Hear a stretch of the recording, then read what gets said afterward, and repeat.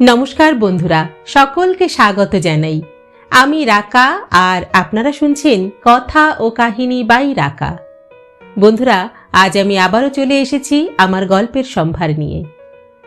গত দুদিনে আমি আপনাদের পাঠ করে শুনিয়েছি শ্রদ্ধেয় সাহিত্যিক সমরেশ মজুমদারের উপন্যাস কুলকুণ্ডলিনীর প্রথম দুটি পর্ব। আজ শোনাব উপন্যাসটির তৃতীয় পর্ব। গল্প পাঠ যদি ভালো লাগে তাহলে একটা ছোট্ট লাইক করে দেবেন। আর আমাদের চ্যানেলে যদি আপনি প্রথমবারের জন্য এসে থাকেন তাহলে অবশ্যই চ্যানেলটি সাবস্ক্রাইব করে নেবেন। কিন্তু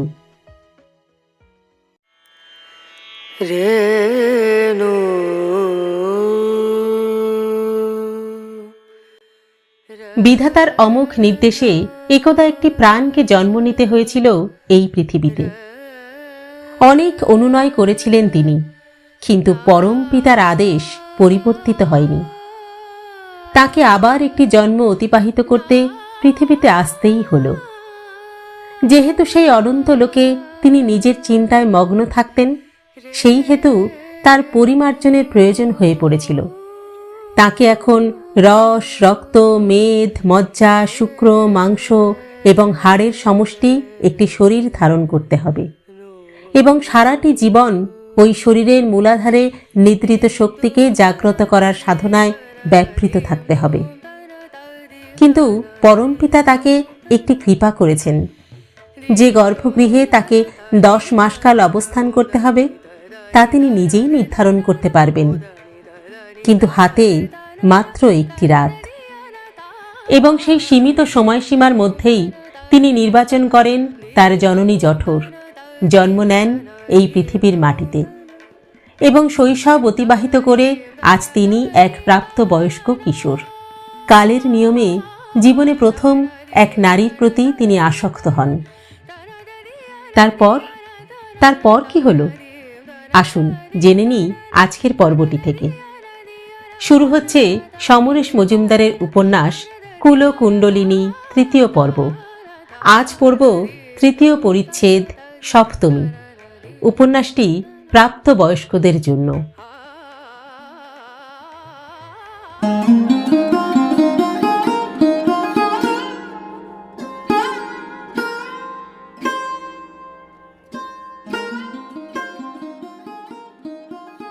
প্রবালকে প্রধান শিক্ষক ডেকে পাঠিয়েছিলেন। আপ্যায়ন করে বললেন, একটা ব্যাপারে আপনাদের সঙ্গে কথা বলবো বলেই আপনাকে আসতে বলেছিলাম। বলছিলাম, প্রবর অত্যন্ত মেধাবী, ওর স্মৃতিশক্তিও দারুণ, যা শোনে তাই মনে রাখে।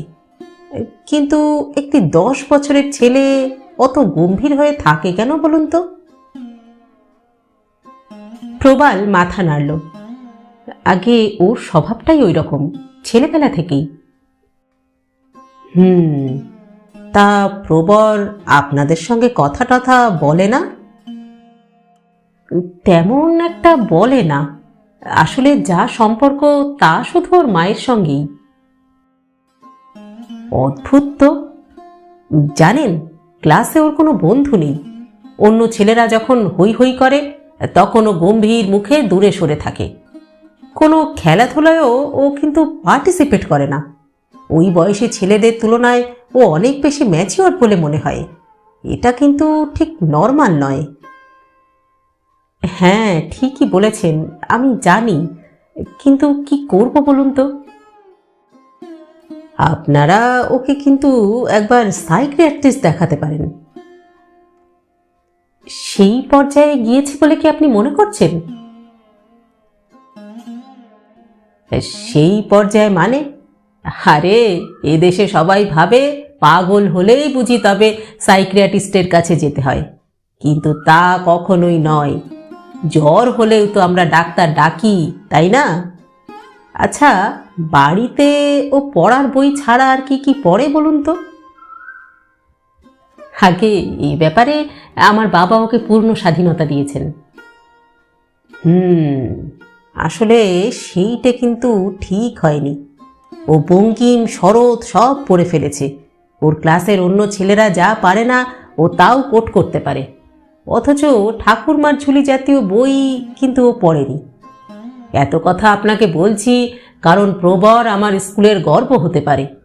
ও যা মার্কস পায় তা যদি কোনো কারণে না কমে যায় তাহলে কিন্তু ফাইনাল পরীক্ষায় ও স্ট্যান্ড করবে বলে আমরা আশা করছি। আপনারা চেষ্টা করুন ওকে স্বাভাবিক করে তুলতে, কেমন? হেডমাস্টার মশাই উপদেশ দিয়েছিলেন। ছেলের আড়ালে কথাগুলো বাড়িতে এসে বলেছিল প্রবাল। সুধাময় আপত্তি তুলেছিলেন, বলেছিলেন, দেখো, হাতের 5 আঙুল তো সমান হয় না। ওর খেলাধুলায় আগ্রহ নেই, কম কথা বলে, এর মানেই যে ও অ্যাবনর্মাল এসব কিন্তু বাজে কথা। ও অনেক কিছু জানে আর আরো অনেক কিছু জানতে চায় বলেই ওকে বই পড়তে দিয়েছি, দ্যাটস অল। রাত্রে ছেলে তার মায়ের কাছে শোয়। এই নিয়ে স্বামী স্ত্রীর অশান্তি লেগেই আছে। প্রবালের ইচ্ছে ছেলে পাশের খালি খাটটায় শোয়ার অভ্যাস করুক, যথেষ্ট বড় হয়ে গেছে, একা শোয়ায় কোনো অসুবিধা হবে না। পারমিতা প্রবরকে কথাগুলি বলতে পারছে না। যে ছেলে সারাক্ষণ বইয়ে মুখ গুজে বসে থাকে, 3টে প্রশ্ন করতে একটাই জবাব দেয়, তার ভালো লাগার জায়গা কমিয়ে দিতে খুবই খারাপ লাগছিল পারমিতার। ছুটির দিনে দুপুরে পারমিতা একা থাকলে ছেলে এসে চুপচাপ তার কোল ঘেঁষে শুয়ে পড়বে। সেই ভঙ্গি দেখেই বোঝা যায় ওর মনের ছেলে মানুষটা ও শুধু মায়ের জন্যেই রেখে দিয়েছে। তাছাড়া ছেলে পাশে শুলে পারমিতার নিজেরও ভালো লাগে। এ কথা প্রবালকে সে বলেছে। প্রবালের আপত্তি সেই কারণেও। এই রকম সময়ে মনে হবে ছেলে যেন বাবার শত্রু। যুদ্ধটা একজন তার কাছে সোচ্চারভাবে করছে, অন্যজন চুপচাপ, অথচ কেউ কাউকে সরাসরি কিছু বলছে না। পারমিতা জানে ছেলেকে প্রবাল অন্য সময় অত্যন্ত ভালোবাসে। ছেলে কি করলে ভালো থাকবে তারই চেষ্টা করে সব সময়। প্রতি মাসে নানান ধরনের বই এনে দিচ্ছে, রিডার ডাইজেস্টের গ্রাহক করে দিয়েছে। ওই পত্রিকার বিশেষ সংকলনগুলো মাঝে মাঝেই মোটা টাকা পাঠিয়ে ছেলের জন্য সে আনায়। এই কারণে পারমিতা কখনো কখনো আপত্তিও করেছে। তখন এই প্রবালই বলেছে, আরে সামান্য কটা টাকাই তো, ওর তো আর কোনো আবদার নেই। বিছানায় শোয়া মাত্র প্রবল চোখ বন্ধ করে আর টুপ করে তার ঘুম এসে যায়। সে বিছানায় আসে পারমিতা শোয়ার পরে। মায়ের গায়ে হাত রেখে শোয়া মাত্র তার অদ্ভুত এক আরাম বোধ হয়। একটা গন্ধ নাকে আসে। এই অতি পরিচিত গন্ধটা তাকে যেন আশ্বস্ত করে, এবং ওই মিষ্টি গন্ধ এবং মায়ের স্পর্শ তাকে ঘুম আনতে চটজলদি সাহায্যও করে। আজ সে ঘুমিয়ে পড়েছিল 10:30 নাগাদ। হঠাৎ যেন স্বপ্ন দেখতে শুরু করল সে। নীল আলো, সাদা ধোয়া, একটা লাল ঘোড়া তার মাঝখানে টগবগিয়ে ছুটে চলেছে। ঘোড়াটার পেছনে সে সমানে দৌড়ে যাচ্ছে। একবার লাগামটা ধরতে পারলেই এক লাফে পিঠে চড়ে বসতে পারবে, কিন্তু কিছুতেই লাগামটা তার হাতের মুঠোয় আসছে না। ঠিক এই সময় পাশ থেকে কেউ যেন চাপা স্বরে বলল, না। সঙ্গে সঙ্গে আর একজন বলল, হ্যাঁ, বড় বেশি বাড়াবাড়ি হয়ে যাচ্ছে কিন্তু। আরে এত বড় একটা ছেলে ঘরে শুয়ে আছে, তুমি ভুলে যাচ্ছ? ওর জন্য চিন্তা করো না। মানে? আরে ও একবার ঘুমিয়ে পড়লে ভোরের আগে তো আর জাগে না। কিন্তু যদি জাগে? বলছি তো জাগবে না। আমার কিন্তু ভালো লাগছে না। দেখো, তুমি ওকে পাশের ঘরেও পাঠাবে না, আবার এই সব বলবে। আমাদের সম্পর্কটা কি সেটা ওকে খোলাখুলি বলে দাও। এখন আর নীল আলো, সাদা ধোয়া অথবা লাল ঘোড়া সামনে নেই। তার চোখের পাতায় শুধুই অন্ধকার। পাশ ফিরে শোয়া অবস্থায় সে ধীরে ধীরে চোখ খুলতেই দেখল অন্ধকার সমস্ত ঘর জুড়ে। তার হাতে মায়ের আঙুলের স্পর্শ লাগতেই সে আবার চোখ বন্ধ করল। ধীরে ধীরে তার হাতটাকে বিছানায় নামিয়ে রাখা হলো, একটু চুপচাপ। চোখ বন্ধ অবস্থায় প্রবল টের পেল মা পাশ থেকে উঠে যাচ্ছে সন্তর্পণে। এরকম ভাবে মা কখনোই চলাফেরা করে না। ওর খুব ইচ্ছা করছিল মাকে জিজ্ঞাসা করতে মা কোথায় যাচ্ছে, কিন্তু ঠিক এই সময় বাবার গলা কানে এলো, গুড, তুমি মিছিমিছি ভয় পাচ্ছিলে। ভয়?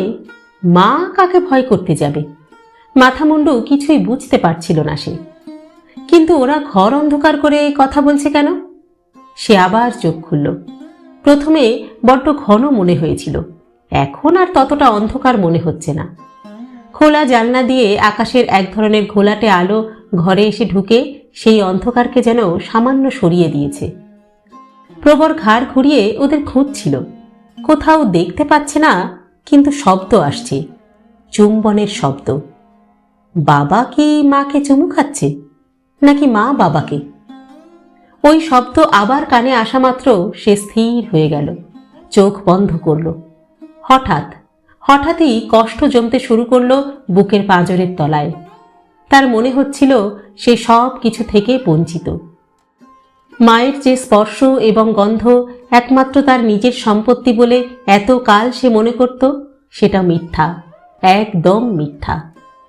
মা যে তাকে জড়িয়ে ধরে আদর করে সেটাও ঠিক নয়, কারণ মা এখন তাকে ভুলেও চুমু খায় না। যেটা এখন বাবার সঙ্গে স্বচ্ছন্দে পাচ্ছে সেটা তার সঙ্গে মা কখনোই করে না। বিছানা থেকে উঠে যাওয়ার আগে মা বাবাকে বলেছে তার ভয় করছে। কি জন্য ভয়ে এখন খানিকটা আন্দাজ করতে পারছে সে। তাকে লুকিয়ে মা বাবার কাছে গিয়েছে। বাবাকে যে মা বেশি ভালোবাসে তা যদি সে জেনে যায় তাহলে সে কষ্ট পেতে পারে। মায়ের ভয় এইটেই, অর্থাৎ তার সঙ্গে লুকোছাপা করছে মা। হঠাৎ চোখ উপচে জল বেরিয়ে এলো প্রবরের। বুকের কষ্টটা ফোঁপানি হয়ে গলতে চাইল। প্রাণপণে নিজেকে সংযত রাখতে চেষ্টা করছিল সে, কিন্তু শেষ রক্ষা করতে পারল না। শব্দ কানে যেতেই পারমিতা কাঠ, প্রবাল স্থির। যেটুকু সময় লাগে নিজেকে তৈরি করতে তার বেশি সময় নিল না পারমিতা। সোজা ছেলের পাশে এসে বসে বলল, কি হয়েছে টুকু, কাঁদছিস কেন? এই টুকলু। এবার তার কান্না গলায় আটকে গেল। দূর থেকে প্রবালের গলা ভেসে এলো, বোধহয় স্বপ্ন দেখেছে, বুঝলে? হরর স্টোরিজ বইটা পড়েছে নিশ্চয়ই। কেন ওসব কিনে দাও বলো তো? পারমিতা বিরক্ত হলো। শান্ত হয়ে শো টুকলু, আমি পাশে আছি। ততক্ষণে নিজেকে অনেকটাই শান্ত করতে পেরেছে প্রবর। ঠিক যে ভঙ্গিতে সে শুয়েছিল তার পরিবর্তন করল না। সে টের পেল মা এবার তার পাশে শুয়ে পড়ল। একটা হাত তার পিঠের উপর নিয়ে এসে ধীরে ধীরে বোলাতে লাগল। কিন্তু প্রবর 1 ইঞ্চিও নড়ল না, ঠিক মরার মতো করেই পড়ে রইল। অভিমানে তার ছোট্ট বুক উত্তাল হয়ে গেলেও সে একটি শব্দ উচ্চারণ করল না। ধীরে ধীরে একটা আচ্ছন্ন ভাব তাকে যেন ঘিরে ধরল। কতক্ষণ এভাবে কেটেছিল তা তার জানা নেই, কিন্তু আচ্ছন্ন ভাবটা চলে গেল আচমকাই। তার কিছুতেই ঘুম আসছিল না। একই অবস্থায় শায়িত থেকে সে প্রবালের নাসিকা গর্জন শুনতে পেল। অন্ধকার ঘরে সেই শব্দটি এক নাগাড়ে পাক খাচ্ছে। 1 ইঞ্চি দূরে শোয়া মায়ের শরীরও নিথর। সে ধীরে ধীরে উঠে বসল। মা ঘুমোচ্ছে নিশ্চিন্ত মুখে, ওপাশে বাবা শুয়ে আছে চিত হয়ে। তার খুব রাগ হচ্ছিল। এই রাগ যে কি জন্য এখন সেই ভাবনাটাও যেন তার মাথায় নেই। অন্ধকারে চুপচাপ বসে সে ঠিক করল এদের সঙ্গে আর কখনোই সে শোবে না, মায়ের সঙ্গে তো কখনোই নয়। নিঃশ্বাস ফেলে মা থেকে খানিকটা দূরত্ব বাড়িয়ে সে উল্টো দিকে পাশ ফিরে আবার শুয়ে পড়ল। কখন যে ঘুম এলো তা সে টেরও পেল না। সারাটা সকাল প্রবর নিজের টেবিলে। পারমিতা 2-1 কথা বলার চেষ্টা করে কেবল হুঁ হাই শুনেছিল। ছেলেকে সে বারংবার ঘুরে ঘুরে দেখে গেছে। সন্দেহটা কেবলই বুকে ছোবল মারছে। সেই সঙ্গে প্রবালের উপর রাগটাও যেন বাড়ছে। ছেলে জেগে উঠে অন্ধকারে কিছু দেখল কিনা সে বুঝতে পারছে না। তেমন কিছু হয়ে গেলে ছি ছি ছি। সে একবার পাশে এসে দাঁড়ালো। কি রে, কি বই দেখি, আমাকে দিয়ে যাস তো। বই মানে? না মানে তোর বাবা বলছিল হরর স্টোরি পড়ে রাত্রে স্বপ্ন দেখে তুই ভয় পাচ্ছিস। ভয় পাওয়ার জন্যই তো ওসব বই লেখা হয়। বুঝেছি, তা বইটা দেখি না। ওই তো ওই আলমারিতে আছে। পারমিতা আলমারি খুলে বইটা বের করলো, বেশ মোটাসোটা, কিন্তু আর কোনো কথা সে খুঁজে পেল না। অদ্ভুত ধন্দে রইল সে। বছরখানেক আগে পর্যন্ত সুধাময় নাতিকে স্কুলে পৌঁছে দিত। এখন সে পাড়ার স্কুলে পড়ে না, বাসে ট্রামে উঠতে হয়। একদিন ভিড় ট্রামে উঠতে গিয়ে তার মাথা ঘুরে গিয়েছিল। সেদিন বাড়ি ফিরে প্রবর ঘোষণা করেছিল যে কাল থেকে সে একাই স্কুলে যাবে। ঠাকুমা বা মায়ের আপত্তি শুনতে চায়নি। বলেছিল, আমি এখন যথেষ্ট বড় হয়ে গিয়েছি, আমার জন্য দাদুর শরীর কেন খারাপ হবে? তাছাড়া আমার ক্লাসের অনেকেই তো একা একাই স্কুলে যায়। প্রবাল তাকে সমর্থন করেছিল, বলেছিল, ঠিকই তো বলেছে, তাছাড়া এখন থেকেই ওকে একা একা না ছাড়লে কনফিডেন্স গ্রো করবে কি করে? আজ স্কুলে যাওয়ার আগে মায়ের কাছে এসে দাঁড়ালো ছেলে। আমার পড়ার টেবিলটায় জায়গা হচ্ছে না, ওটা কিন্তু বদলানো দরকার। পারমিতা চিন্তিত হলো। এই ঘরে এত জিনিসপত্র, তার উপর বড় টেবিল ঢোকালে হাঁটা চলার তো খুব অসুবিধা হবে। এই ঘরে বড় টেবিলে আমার কি দরকার? পাশের ঘরের টেবিলটায় আমি পড়বো, ওখানে আমার ব্যবস্থা করে দাও, আর এখন থেকে আমি ওই ঘরেই থাকবো। প্রবর ব্যাগ নিয়ে বেরিয়ে গেল। কিছুক্ষণ চুপচাপ বসে থাকলো পারমিতা। ব্যবস্থাটা মেনে নিতে তার খুব কষ্ট হচ্ছিল। কালকে রাতের ঘটনাটার পর ছেলের প্রস্তাব শুনে অস্বস্তি আরও প্রবল হলো। খাটে বসেই সে দেখল প্রবরের পড়ার টেবিলে সত্যি বই যেন স্তূপ হয়ে আছে। জায়গা যে কম হচ্ছে সেটাও সত্যি, কিন্তু ছেলে বলল ও ঘরে গিয়ে শুধু পড়বে না, থাকবেও। কেন? তাহলে তার সন্দেহটাই কি ঠিক? সে কেঁদে ফেলল। এ কি, কাঁদছো কেন বৌমা? কি হয়েছে? মনোরমার অবাক হওয়া গলা কানে আসতেই আঁচলে চোখ মুছল পারমিতা। গাঢ় গলায় বলল, মা, আপনার নাতি ও ঘরে শুতে চাইছে। মনোরমা হাসলেন। হ্যাঁ, তো কষ্ট পাচ্ছ কেন? হ্যাঁ, ও বড় হচ্ছে, শরীরে পরিবর্তন এলে মনও পাল্টায়, এটা তো আমাদের মেনে নিতেই হবে বৌমা। অনেক অনেক দিন ধরে সেই অস্পষ্ট ছবি এবং শব্দ তার মনে এঁটুলির মতো লেগেছিল। যখনই সে একা হতো তখনই ওগুলো যেন তাকে তাড়া করত। কাউকে কিছু বলাও সম্ভব ছিল না। আসলে বলতে পারার মতো কোনো বন্ধুও তার নেই। এই সময় ক্লাসে একটি নতুন ছেলে ভর্তি হলো। ওর বাবা বদলি হয়ে কলকাতায় এসেছেন। নাম সূর্য। দেখতে ভালো, কিন্তু বড় বেশি কথা বলে। প্রথম দিনেই অনেকের সঙ্গে ভাব করে ফেলল সূর্য। দ্বিতীয় দিনে তার কাছে এসে বলল, তুমি প্রবর, আমাদের ফার্স্ট বয়। এবার থেকে কিন্তু তোমাকে সেকেন্ড হতে হবে, ঠিক আছে? এমনভাবে কাউকে কথা বলতে কখনো শোনেনি প্রবর। অবাক হয়ে সে তাকিয়ে রইল। সূর্য বলল, আমি শালা জীবনে কখনো সেকেন্ড হইনি, আমি সূর্য। স্কুলের খাতায় অবশ্য তারপরে নারায়ণ শব্দটা লেখা আছে, কিন্তু আমি এটাকে উড়িয়ে দিতে চাই।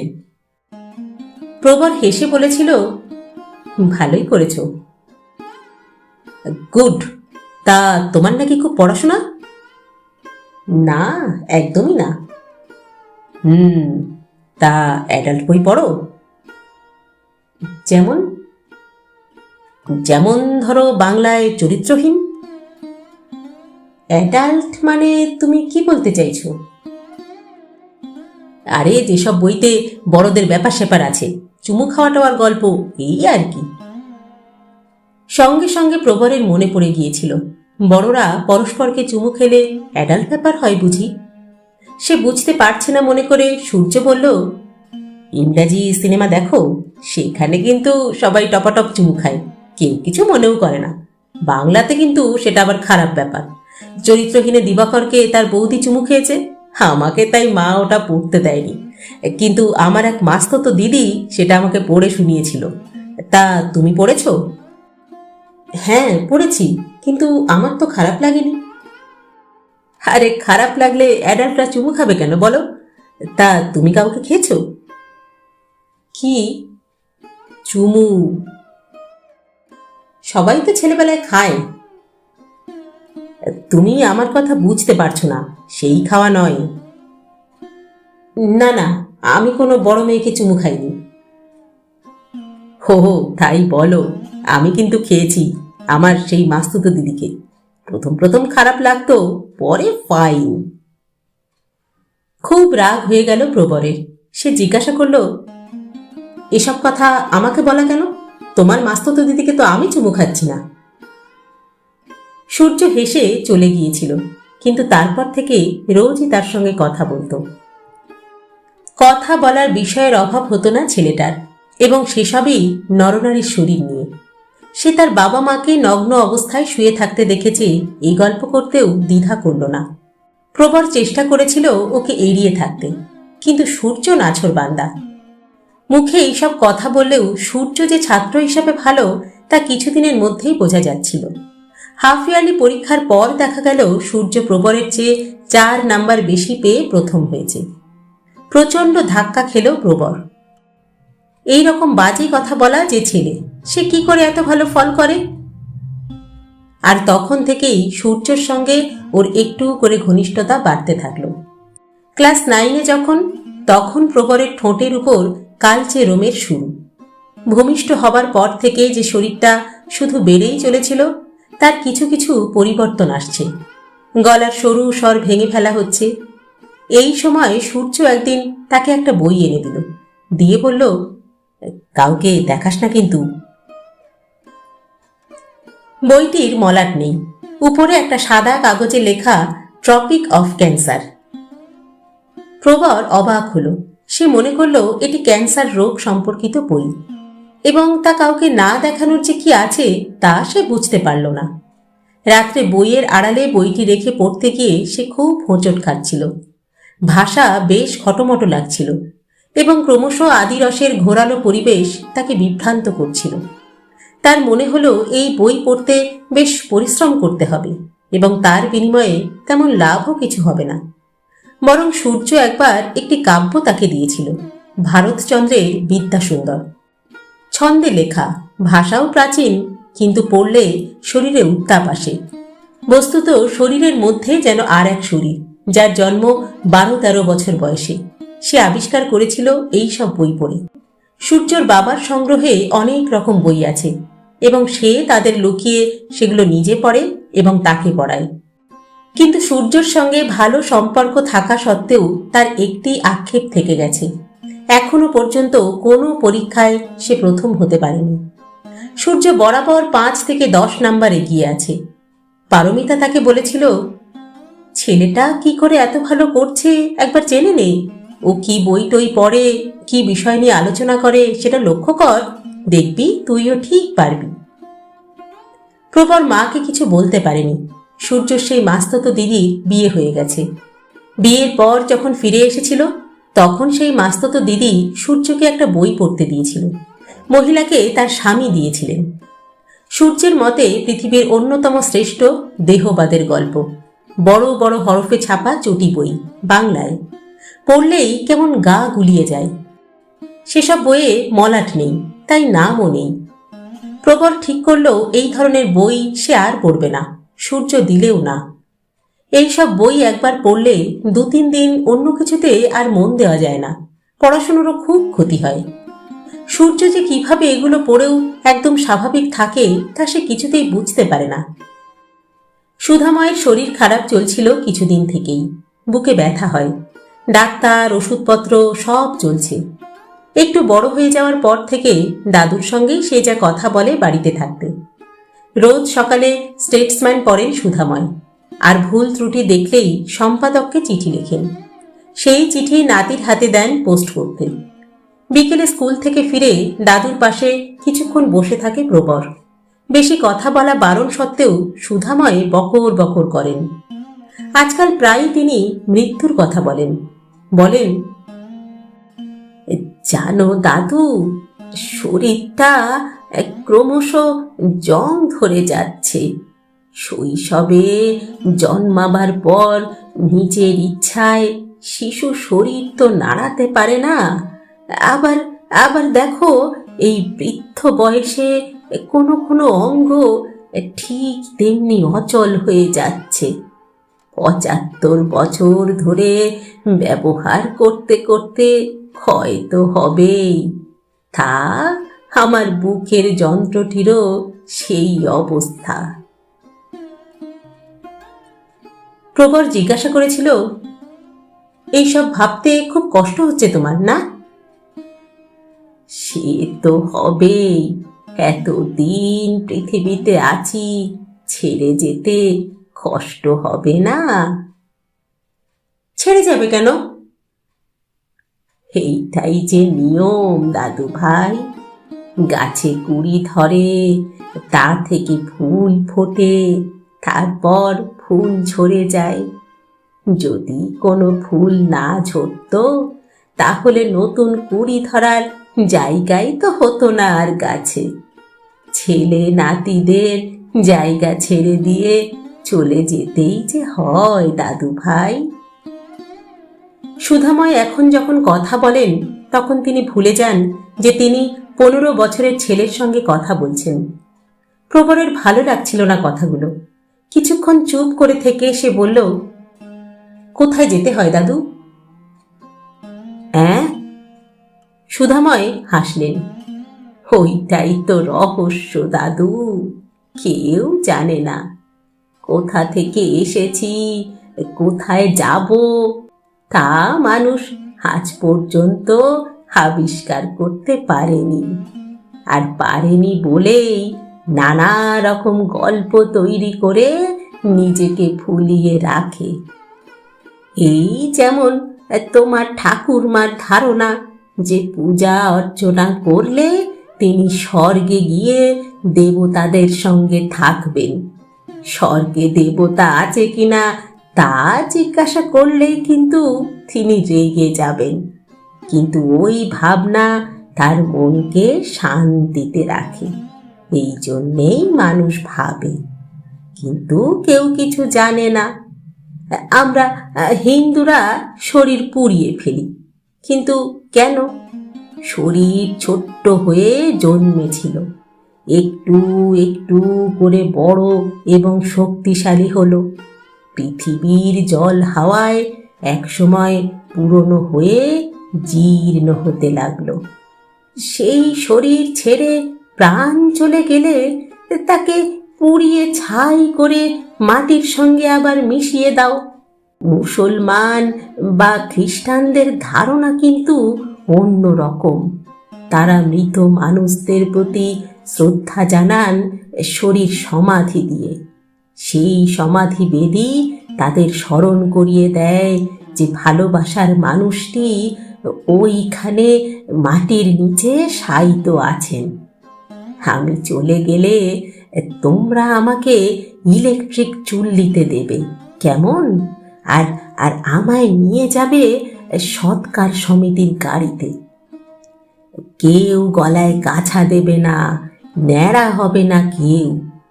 আর যদি লোক ডেকে শ্রাদ্ধের খাওয়া দাওয়াও করাও, তাহলে কিন্তু আমাকে চরম অপমান করা হবে। এসব আমি লিখে গেছি, তুমি দেখবে যে এগুলো যেন মানা হয়। তোমার ঠাকুমা শুনবেন না, কিন্তু তিনি যেন শাড়ি পরেন এবং এখন যেমন মাছ মাংস খাচ্ছেন তাই যেন খান, বুঝলে দাদু ভাই? প্রবর হেসে ফেলল। দাদু, তুমি এমন করে বলছো যেন এখনই চলে যাচ্ছ। তখনও সে জানত না যে সময় বেশি নেই সুধাময়ের। সেই রাত্রেই খাওয়া দাওয়া সেরে সুধাময় বিছানায় শুয়েছেন, মনোরমা বাথরুমে। প্রবর এলো দাদুর কাছে। এসে দেখল সুধাময়ের মুখে যন্ত্রণার ছাপ, হাত বুকে। সামলাতে যেন চেষ্টা করছেন। সে জিজ্ঞাসা করল উদ্বেগ নিয়ে, কি হয়েছে দাদু, কষ্ট হচ্ছে? সুধাময় মাথা নাড়লেন, হ্যাঁ। তারপর বলতে চেষ্টা করলেন, সরবে সরবে। আন্দাজে বুঝে নিয়ে ঝটপট বালিশের পাশ থেকে দাদুর ওষুধের শিশি থেকে একটা বের করে প্রবর দাদুর মুখে তা দিতে গেল। দিতে দিতে সে লক্ষ্য করল জিভটা হঠাৎই যেন স্থির হয়ে গেল। সুধাময়ের হা করা মুখে বিন্দু মাত্র কাঁপন নেই। মাথাটা একটু কাত হলো, এই যা। প্রবর নিজের চোখকে বিশ্বাস করতে পারছিল না। এরই নাম মৃত্যু? সে নাড়া খেয়ে চিৎকার করে উঠল, মা, মা। তারপর মনোরমা যখন পাগলের মতো সুধাময়ের শরীরে উপুর হয়ে কান্নাকাটি করছেন, পারমিতা ডুকরে ডুকরে উঠছে আর প্রবাল হাউ হাউ করে কেঁদে উঠল, তখন প্রবর ধীরে ধীরে চলে গেল নিজের ঘরে। তার খুব কষ্ট হচ্ছিল, কান্না পাচ্ছিল না। দাদু মরে গেল এই সত্যটাই তার কাছে অবিশ্বাস্য ছিল। একটা মানুষ তার হাত ধরে স্কুলে নিয়ে যেতেন, আজ বিকেলেও কত কথা বলেছেন, তিনি আর পৃথিবীতে নেই। মানুষের শরীর আর প্রাণ প্রায় একই সঙ্গে মায়ের গর্ভে জন্মায়। শরীর গঠিত হবার আগেই প্রাণের বিকাশ ঘটে, অথচ মৃত্যুর সময় প্রাণ আগে চলে যায়, শরীর পড়ে থাকে। ওষুধটা দেবার সময় তার আঙুলে কিরকম গরম হাওয়া লেগেছিল, সেই রকম একটা অনুভূতি তার আঙুলে এখনো লেগে আছে। সেইটাই কি দাদুর প্রাণ? সে জানালা দিয়ে আকাশের দিকে তাকালো। দাদুর প্রাণ এখন কোথায় চলে যাচ্ছে? মানুষ যদি খোঁজটা পেত। সে আবার ফিরে এলো সুধাময়ের ঘরে। তিনি পড়ে আছেন স্থির হয়ে। পারমিতা ক্রন্দনরত অবস্থাতেই জড়িয়ে ধরেছে প্রবরকে। তাকে দেখে ছুটে এলো প্রবাল। কান্না নিয়েই জিজ্ঞাসা করল, তুই তুই ডাকলি না কেন আমাদের? প্রবর মাথা নিচু করল। সময় পাইনি, হঠাৎ ওষুধ দিতে বললেন, তা দেবার আগেই তখনই তো ডাকলাম তোমাদের। তখন ডেকে আর কি হবে? উফ, আমি ভাবতেই পারছি না যে বাবা নেই। হঠাৎ মানুষটা চলে গেল। উফ ভগবান, একটা সুযোগ পর্যন্ত পেলাম না। প্রবাল আবার টলতে টলতে ফিরে যাচ্ছিল সুধাময়ের দিকে। প্রবর দাদুর মুখের দিকে তাকালো। ৭৫ বছর বেঁচে ছিলেন দাদু। ইদানিং প্রায়ই ঠাকুমার সঙ্গে ঝগড়া করতেন, খুবই তুচ্ছ কারণ সেগুলো। মায়ের হয়ে বাবাকেও বকতেন। প্রবর ছাড়া কেউ ওর বইয়ে হাত দিলে রেগে যেতেন। আমার বই কেউ স্পর্শ করবে না বলে চেঁচাতেন। সেই বই এখন তেমনি পড়ে আছে, শুধু তিনি নেই। এখন ওই চিৎকার করে আমার আমার বলা কেমন যেন অর্থহীন হয়ে গেল। ঘণ্টা দুয়েকের মধ্যেই বাড়িটা মানুষে ভর্তি হয়ে গেল। এত আত্মীয় স্বজন বন্ধু বান্ধবকে একসঙ্গে এ বাড়িতে আগে কখনো দেখেনি প্রবর। একজন বয়স্কা মহিলা খোলা দরজা দিয়ে ঢুকে কাঁদতে কাঁদতে সুধাময়ের কাছে পৌঁছে এমন জোরে বিলাপ করতে বসলেন যে প্রবর হতবম্ব। এই প্রবীণাকে সে আগে কখনো দেখেনি, অথচ দাদুর জন্য তিনি এমন শোকগ্রস্ত। পারমিতা তাকে শান্ত করতে চেষ্টা করলে তিনি ঝাঁঝিয়ে উঠলেন, তুমি থামো, কতদিন এই বাড়িতে এসেছো? হ্যাঁ, এই সংসারে তোমার শাশুড়ি নদাকে যা না জানে তার চেয়ে ঢের বেশি আমি জানি, বুঝেছ? আমরা একসঙ্গে এক্কা দোক্কা খেলেছি, তা জানো তুমি? এতদিন কর্তা আসতে দিতেন না বলে আসতে পারিনি, কিন্তু আজ খবরটা শোনা মাত্র আমি না এসে আর পারলুম না। নদা গো, তোমাকে সে সময় কত কষ্ট আমি দিয়েছি গো। সুর করে তিনি কাঁদতে লাগলেন সুধাময়ের মাথার কাছে বসে। প্রবর দেখল সেই কান্নার শব্দে মনোরমাও কেমন যেন চুপ মেরে গেছেন। মরাকে রাত পেরিয়ে বাসি করে নাকি সাধারণত নিয়ে যাওয়া হয় না, এইসব কথাই হচ্ছিল। একটু আগে ডাক্তার এসে পরীক্ষা করে সার্টিফিকেট দিয়ে গেছেন, এখন যাত্রা করলেই হয়। সুধাময় এত তাড়াতাড়ি মরা হয়ে গেলেন এদের কাছে। প্রবরের খুব রাগ হচ্ছিল। শ্মশান খুব কাছে নয়, তাছাড়া কলকাতার রাস্তার যা হাল হয়েছে তাতে খালি পায়ে মরা কাঁধে নিয়ে যাওয়া উচিত নয়। প্রবালের এক জ্যাঠতো দাদাই আয়োজন করছিলেন, একটা লরি এবং ফুল আনতে পাঠাচ্ছিলেন তিনি। প্রবাল মাথায় হাত দিয়ে বসেছিল। প্রবর সোজা হয়ে বাবার কাছে এগিয়ে এলো, বলল, বাবা, দাদুকে লরিতে করে নিয়ে যাওয়া যাবে না। প্রবাল চমকে তাকালো ছেলের দিকে। অনেকেই কথাগুলো শুনতে পেয়েছিল। প্রবরের মামা, যিনি তার মুখে ভাত দিয়েছিলেন এককালে, তিনি বললেন, এই কথা বলছো কেন? দাদুকে কাচের গাড়িতে করে নিয়ে যেতে হবে। প্রবর জেদি গলায় বলল, কাচের গাড়ি কেন? সাধারণত যাদের লোকবল কম তারাই হিন্দু সৎকার সমিতির গাড়িতে নিয়ে যায়। ওর মতো মানুষকে খোলা ট্রাকে ফুল সাজিয়ে করেই তো আমাদের নিয়ে যাওয়া উচিত। না, কখনো না। এবার প্রবলের জ্যাঠতো দাদা এগিয়ে এলেন, বললেন, তোমার আপত্তির কারণটা কি একবার বলো দেখি। আমাকে দাদু আজই বলেছে মরে গেলে যেন ওকে কাচের গাড়িতে করে নিয়ে যাওয়া হয়। আমাকে দাদু বলেছে যে তোমার উপরে সব দায়িত্ব থাকলো। ঘাড় শক্ত করে বলল প্রবর। বড়দের সামনে এমন জেদি ভঙ্গিতে ছেলেকে কথা বলতে শুনে শোক ভাব কমে আসছিল প্রবালের। তার মনে হচ্ছিল যথেষ্ট প্রশ্রয় দেওয়া হয়েছে ছেলেকে। কিন্তু সুধাময়ের কথা শোনা মাত্র সে থমকে গেল। জিজ্ঞাসা করল, আর কি বলেছে বাবা তোকে? বলেছে ইলেকট্রিক চুল্লিতে দাহ করতে হবে। সেটা ঠিক আছে, ঝামেলা অনেক কম, চোখের উপর দেখতেও হয় না, সেই জ্যাঠতো দাদা মন্তব্য করলেন। প্রবরের মামা জিজ্ঞাসা করল, আর কি কথা হয়েছে?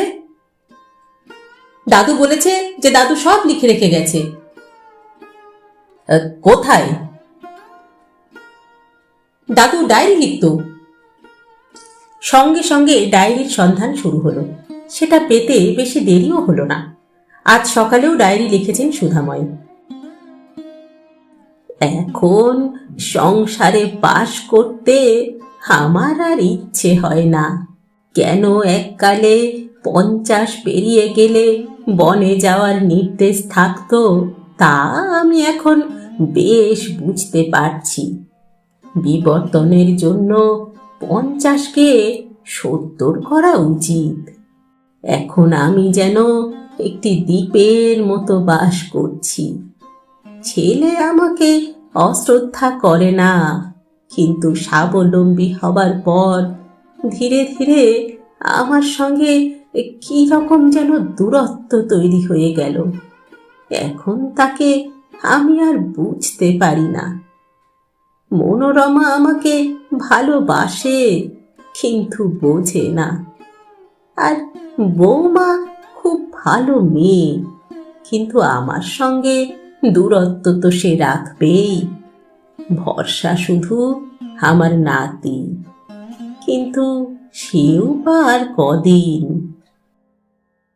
বিকেলে তিনি আবার লিখেছেন, একটু আগে নাতিকে বললাম যে তথাকথিত হিন্দু মত বলে যেভাবে মৃতের সৎকার করা হয় তা আমার কাছে বিভৎস বলে মনে হয়।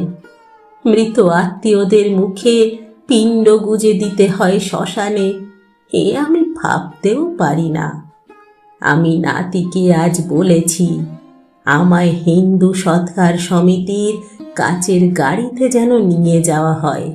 কাছা নেওয়া বা মাথা ন্যাড়া করা এসব আমি একদম পছন্দ করি না, তাই কেউ ও কাজ করবে না। আমার শ্রাদ্ধের নাম করে ব্রাহ্মণ বা আত্মীয়রা এসে গান্ডে পিণ্ডে খাবে, তা তা আমি চাই না। এগুলোও যেন না করা হয়। আমার নাতি এসব শুনে বলল, এমন করে বলছো যেন এখনই মরে যাচ্ছ। সত্যি তো, এখনো কত দিন যে থাকতে হবে। মাথায় যা আসে তাই বলি। প্রবরের মামা বলে উঠলেন, বাহ, গাইডলাইন যখন পাওয়া গেল তখন সেই মতোই ব্যবস্থা করা যাক, এতে ওর আত্মা তৃপ্তি পাবে। জ্যাঠতো দাদা আপত্তি করলেন, তাই বলে শ্রাদ্ধ হবে না? কাচের গাড়ি বা ইলেকট্রিক চুল্লি ঠিক আছে, পয়সা ধরে দিলে চুল কামাতে হয় না, কাছাও নিতে হবে না, কিন্তু শ্রাদ্ধ। আচ্ছা ঠিক আছে, তোমরা যা ভালো বোঝো তাই করো। কাচের গাড়ির পেছন পেছন আত্মীয়দের আনা গাড়িতে প্রবর শ্মশানে গেল। পারমিতা আপত্তি করতে গিয়েও করেনি। জীবনে প্রথমবার শ্মশানে পৌঁছে প্রবর দেখল সেখানে আরো 3টি মৃতদেহ এসেছে। দুটিকে দাহ করা হবে চিতা সাজিয়ে। তাদের শরীর শুইয়ে রেখে শ্মশান যাত্রীরা চা খাওয়ার জন্য ছুটোছুটি করছে। একটি মৃতদেহের কাছে কেউ নেই, অন্যটির পাশে দুজন বসে সিগারেট খাচ্ছে। সুধাময়কে তাড়াতাড়ি চুল্লিতে ঢোকানোর জন্য মামা তদবির করছিলেন। বাবা দাদুকে স্পর্শ করে মাথা নিচু করে বসে আছেন। দাদুর শরীর আর খানিক পরে থাকবে না। এত আত্মীয় স্বজন, যাদের অনেককেই সে প্রথম দেখছে, তারা এসে কিরকম অভিভাবকের মতো ব্যবস্থাই করছেন। এরা যদি রোজ আসতেন তাহলে নিশ্চয়ই মা খুশি হতো না, কারণ চা দিতে দিতে মা জেরবার হয়ে যেত। কিন্তু এখন এদের খুব মূল্যবান বলে মনে হচ্ছে। এরা এসেছেন বলে বাবাও খুবই নিশ্চিন্ত। অন্য সময় এলে নিশ্চয়ই আনন্দিত হতো না। পুরোহিত তার অভ্যস্ত কাজকর্ম করতে গেলে মামা বাধা দিলেন। সুধাময়কে ট্রেতে শুইয়ে দেওয়ার পর সেটি যখন চুল্লির লাল আগুনে ঢুকে যাচ্ছিল, তখন প্রবাল চেঁচিয়ে কেঁদে উঠল। আর তখনই সেই প্রথম শরীর কাঁপিয়ে টপ টপ করে জল ঝরতে লাগলো প্রবরের চোখ থেকে। জলে অন্ধ হয়ে সে বাবাকে জড়িয়ে ধরল। পুত্রকে দুই হাতের মধ্যে পেয়ে প্রবাল নিজেকে সামলাতে চেষ্টা করছিল প্রাণপণে। জ্যাঠতুতো ভাই ধরা গলায় বলে উঠল, বলো হরি, হরি বল। দরজা বন্ধ হয়ে গেল। এখন ওই বন্ধ চুল্লিতে ঠিক কিভাবে সুধাময় ভস্ম হয়ে যাচ্ছেন তা জানার আর কোনো উপায় নেই। কান্না থামিয়ে প্রবর সেই লম্বা খুপড়িটার দিকে তাকিয়েছিল এক দৃষ্টিতে। শব্দ হচ্ছে। মামা তাকে বাবার হাত থেকে সরিয়ে ধীরে ধীরে শ্মশানের বাইরে খোলা আকাশের নিচে নিয়ে এলো। ঠান্ডা বাতাস বইছে। এই সময়েও দোকানগুলোতে রেডিওতে হিন্দি গান বাজছে। পৃথিবীর সর্বত্র বোধহয় ঠিকঠাক একই জীবন চলছে, শুধু দাদু নেই। মামা সস্নেহে জিজ্ঞাসা করলেন, কিরে, খুব কষ্ট হচ্ছে? প্রবর মাথা নেড়ে বলল, না। মনোরমা কেমন জুবুথুবু হয়ে গেলেন। স্বামীর শ্রাদ্ধ হয়নি, তাকে স্মরণ করে শ্রদ্ধা সঙ্গীতের ব্যবস্থা করেছিল ছেলে। এটা তিনি মেনে নিতে পারেননি। প্রবাল তাকে বলেছে যে মন থেকে সে এসব করছে না, বাবার নির্দেশেই মানছে। যে মানুষটার বেঁচে থাকতে কোনো বাস্তব জ্ঞান ছিল না, মরে যাওয়ার পর তার নির্দেশ মানতে হবে, এই কেমন কথা? মনোরমা চিরকাল সুধাময়কে তার ভুল ধরিয়ে দিয়ে আগলে আগলে রেখেছিলেন। কিন্তু আশ্চর্য, মরার আগে সেই মানুষটাই ডায়েরিতে লিখে রেখে গেল যে তিনি তাকে বোঝেননি। তাহলে বুঝলোটা কে? সারা জীবন ধরে হাড়ে হাড়ে বুঝতে হয়েছে তো তাকেই। মৃত্যুর পর ৩-৪ দিন পর থেকেই অশান্তি শুরু হয়েছিল। শেষ পর্যন্ত পণ্ডিতদের মতামত নেওয়া হলো। তারা বললেন শাস্ত্রমতে শ্রাদ্ধ করা যুক্তিসঙ্গত, তবে অন্য ধর্মাবলম্বীরা তো একই কাজ করে না। সুধাময় যখন বিশেষ নির্দেশ দিয়ে গেছেন, তখন তাকে অন্য ধর্মাবলম্বী ভাবলে এটি বর্জন করা যেতে পারে। মনোরমা নিজের কানে কথাগুলি শোনেননি, তাই বিশ্বাস করতেও তার ইচ্ছা হয়নি। মেনে নিয়েছেন বাধ্য হয়ে, কিন্তু চুপ মেরে গিয়েছেন। আর একটি অশান্তির কারণ হয়েছে প্রবর। সে মাছ, মাংস, ডিম খাওয়া বন্ধ করেছে। সে পণ করেছে ঠাকুমা ওগুলো না খেলে সেও খাবে না। দাদু তাকে নির্দেশ দিয়ে গেছেন ঠাকুমাকে আগের মতো রাখতে। অনেক বলেও সে মনোরমার মন জয় করতে পারেনি। নিজের সঞ্চয়ে যে কটি সাদা শাড়ি ছিল তাই তিনি গায়ে তুলেছেন, কিন্তু যেভাবে লোকে অশৌচ পালন করে ঠিক সেইভাবেই তিনি রয়েছেন। খাওয়া দাওয়া একেবারে নিয়ন্ত্রিত। ফলে বাড়িতে আমিষ ঢুকছে না। ছেলে না খেলে বাবা মা খায় কি করে? ব্যাপারটা মনোরমা জানেন। চাপ পড়ছে তার মনে। শেষ পর্যন্ত শ্রাদ্ধের দিনটি পেরিয়ে গেলে পারমিতা বলল, মা, আজকাল কেউ এ নিয়ে বাজবিচার করেন না। আমার কাকিমাও তো খান। আপনি না খেলে টুকলুকেও রাজি করানো যাবে না মা? মনোরমা কেঁদে উঠলেন, কিন্তু সেদিন নিতান্ত বাধ্য হয়েই মাছের টুকরো দাঁতে কাটলেন। দীর্ঘ জীবন তিনি আমিষে অভ্যস্ত। এই কদিন শোক এবং নিয়ন্ত্রিত জীবনযাপন তার শরীরে বমি বমি ভাব এনে দিল। মনের চাপ এত প্রবল হয়ে উঠল যে তিনি আর ঘর থেকে বের হন না। যে কথা না বললে কথাও বলেন না। ঠাকুরমার এই পরিবর্তন প্রবরকে চিন্তিত করেছিল। ইতিমধ্যে তার কানে এসেছে যে দাদুকে ভীষণ ভালোবাসতেন বলেই তার চলে যাওয়াতে ঠাকুমা অমন হয়ে গেছেন। ইতিমধ্যে দাদু যা যা ব্যবহার করতেন তা ঠাকুমা আলমারিতে তুলে রেখেছেন, এমনকি তার চটি জোড়া পর্যন্ত। কেউ কাউকে ভালোবাসলে তার কথা শোনে। তাহলে দাদুর কথা কেন শুনছেন না ঠাকুমা? কেন নিজের মতন করে সবকিছু ভাবছেন? হঠাৎ তার মনে হলো দাদু তো ঠাকুমাকে কোনো নির্দেশ দিয়ে যাননি। কেন দেননি? দাদু কি জানতেন যে ঠাকুমাকে নির্দেশ দিলেও কোনো কাজ হবে না? আর এদিকে দাদু তাকে কিছু বলেননি বলেই ঠাকুমা কষ্ট পেয়েছেন হয়তো, আর সেই কষ্ট থেকেই অশান্তি করে গিয়েছেন। প্রবর এই জটিল ব্যাপারটা নিজের মতো করে সমাধান করতে চেয়েও পারছিল না।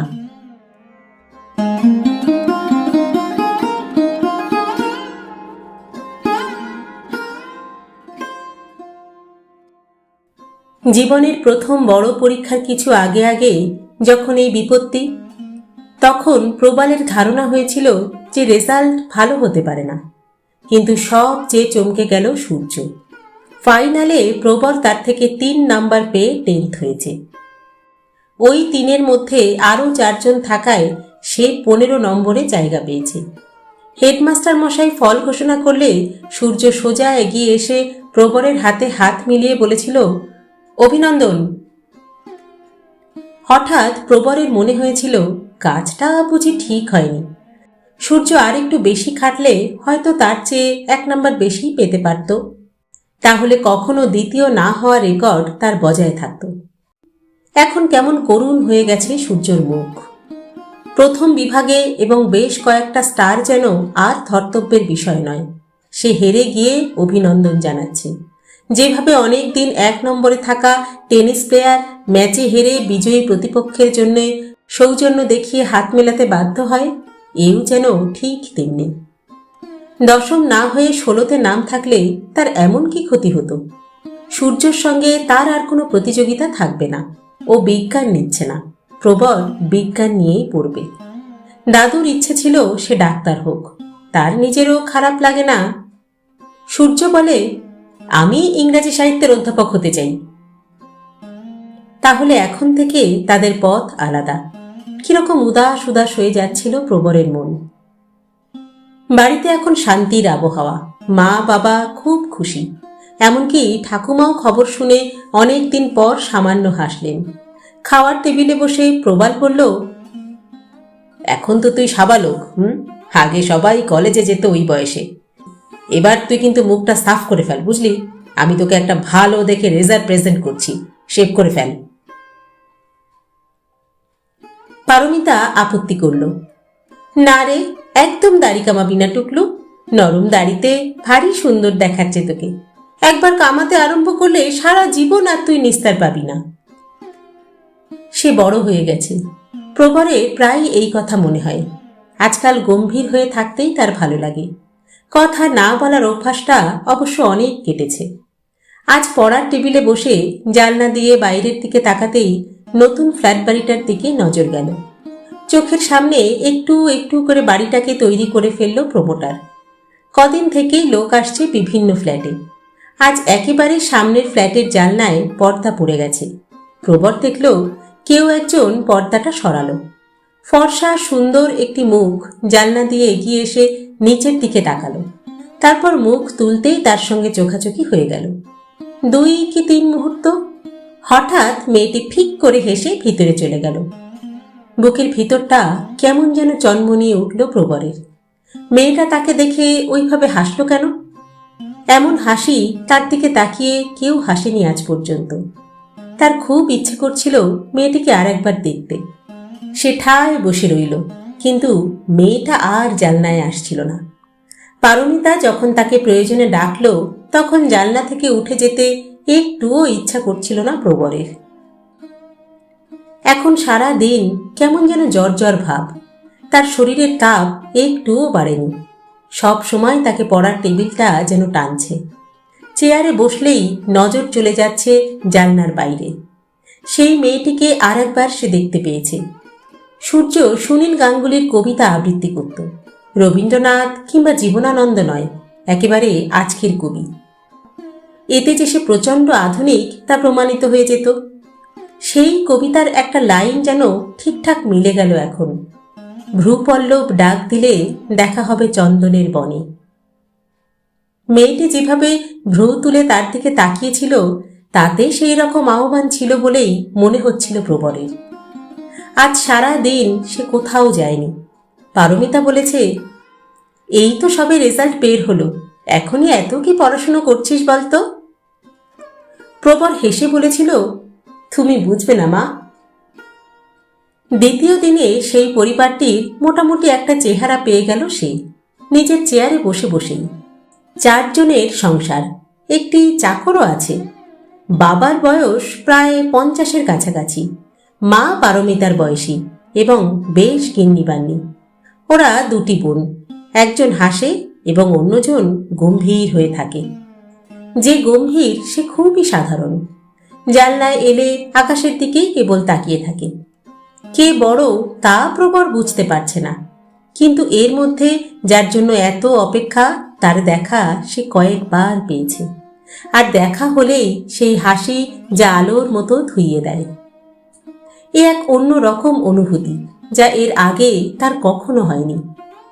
রাত্রে একা বিছানায় শুয়ে চোখ বন্ধ করলেও ওই হাসি যেন সামনে থেকে মুছতেই চায় না। ঘুম আসে না। হঠাৎ মনে হলো ওর সঙ্গে কথা বলতেই হবে। কিভাবে সামনে যাওয়া যায়? কেমন যেন ভয় ভয় করতে লাগলো। যদি সামনে গিয়ে কথা বললে মেয়েটি রেগে যায়, যদি ওর বাড়ির লোকজন এ বাড়িতে নালিশ করতে আসে। রীতিমতো ঘেমে উঠল প্রবর। তার মনে হলো কারো সঙ্গে এ ব্যাপারে আলোচনা করা দরকার। মা তার খুবই বন্ধু, কিন্তু এইসব কথা যে মায়ের সঙ্গে বলা যায় না তা সে বুঝতে পারছে। সূর্যকে বলা যায়, এখন ছুটির সময়, আলোচনা করতে হলে সূর্যর বাড়িতে যেতে হবে। সে জানে সূর্যর অনেক মেয়ে বন্ধু আছে, তারা নাকি সবাই ওর প্রেমে পড়ার জন্য লাইন দিয়ে অপেক্ষা করে। অতএব সূর্য তার অভিজ্ঞতা থেকে তাকে ঠিক সাহায্য করতে পারবে। এতদিন সূর্য প্রবরের কোনো মেয়ে বন্ধু নেই বলে ঠাট্টা করত, আজ একটা যোগ্য জবাব দেওয়া যাবে তাকে। ভাবনাটা এমন মনে হওয়ার পর নিশ্চিন্তে ঘুম এলো প্রবরের। পরদিন সকালে জানলায় দাঁড়াতেই মন খারাপ হয়ে গেল। সে দাঁড়িয়েছিল আগে থেকেই। প্রবরের সঙ্গে চোখাচোখি হতেই ঠোঁট দুটি বেঁকিয়ে অদ্ভুত ভঙ্গি করে সরে গেল জানলা থেকে। কেন এমন করল? একটুও না হেসে চলে যাওয়া মানে তাকে অপছন্দ করা। প্রবর ছটফট করতে লাগলো। অদ্ভুত একটা কষ্টের স্বাদ পেল যেন সে। ইচ্ছে হচ্ছিল ছুটে গিয়ে মেয়েটিকে জিজ্ঞাসা করে, তুমি কেন এমন ভঙ্গি করলে? 8টা নাগাদ সূর্যের বাড়িতে যাচ্ছে বলে সে বাড়ি থেকে বেরিয়ে পড়ল। এখন তার যাতায়াতের উপর পারমিতা কোনো বিধিনিষেধ আরোপ করে না, শুধু ঠিক সময় ফিরে এলেই হলো। রাস্তায় নেমেই পা যেন ভারী ভারী ঠেকল। নতুন ফ্ল্যাট বাড়িটার সামনে পৌঁছে সে কিছুক্ষণ দাঁড়িয়ে থাকল। খুব শান্ত বাড়ি, এখনো সব বাসিন্দা আসেনি। সে যদি সোজা উপরে গিয়ে মেয়েটিকে জিজ্ঞাসা করে যে কেন ওভাবে চলে গেলে তাহলে কেমন হয়? খুব ইচ্ছা করছিল, কিন্তু সাহসে কুলোল না। হঠাৎ সে দেখতে পেল সেই ভদ্রলোককে হাতে ছোট ব্যাগ নিয়ে বেরিয়ে আসছেন ফ্ল্যাট বাড়িটি থেকে। একেই সে জানলায় দেখেছে, মনে হয় ওই মেয়েদের বাবা। সে চট করে সামনে থেকে সরে গেল। একটা গাড়ি দাঁড়িয়েছিল রাস্তায়, ভদ্রলোক সেটায় উঠে বসতেই গাড়িটা বেরিয়ে গেল। ওদের তাহলে গাড়ি আছে, কিন্তু গাড়িটা তো ভেতরেই থাকতে পারত, বাইরের রাস্তায় অপেক্ষা করবে কেন? সূর্য বাড়িতেই ছিল। এ বাড়িতে সে বেশ কয়েকবার এসেছে। সূর্য তাকে নিজের ঘরে নিয়ে গিয়ে গল্প করেছে। সে সময় দরজাটা ভেজিয়ে রাখত সে। সূর্যদের চাকর খাবার এনে দিত। আজ সূর্যর মা বাইরের ঘরে বসে এক ভদ্রলোকের সঙ্গে কথা বলছিলেন। তাকে দেখতে পেয়ে বললেন, কনগ্র্যাচুলেশনস প্রবর। প্রবর লজ্জা পেল। ভদ্রমহিলা বললেন, যাও, ও ভেতরেই আছে, ওর মাস্তুতো বোনেরা এসেছে, তাদের সাথেই গল্প করছে, যাও তুমি। প্রবর মাথা নিচু করে ঢুকে গেল। সূর্যর ঘরের রাস্তা সে চেনে। দরজাটা ভেজানো ছিল। ভেতর থেকে হাসির আওয়াজ ছিটকে আসছে। মেয়েদের গলা, খুবই তীব্র। একটু ইতস্তত করে প্রবর দরজায় টোকা দিল। হাসি থামল এবং সূর্যর গলা শোনা গেল। কে? আমি প্রবর। সঙ্গে সঙ্গে দরজা খুলে গেল এবং একটি শাড়ি পরা অল্প বয়সী মেয়ে দুহাতে দরজার পাল্লা ধরে দাঁড়িয়ে বলল, এ আবার কে রে?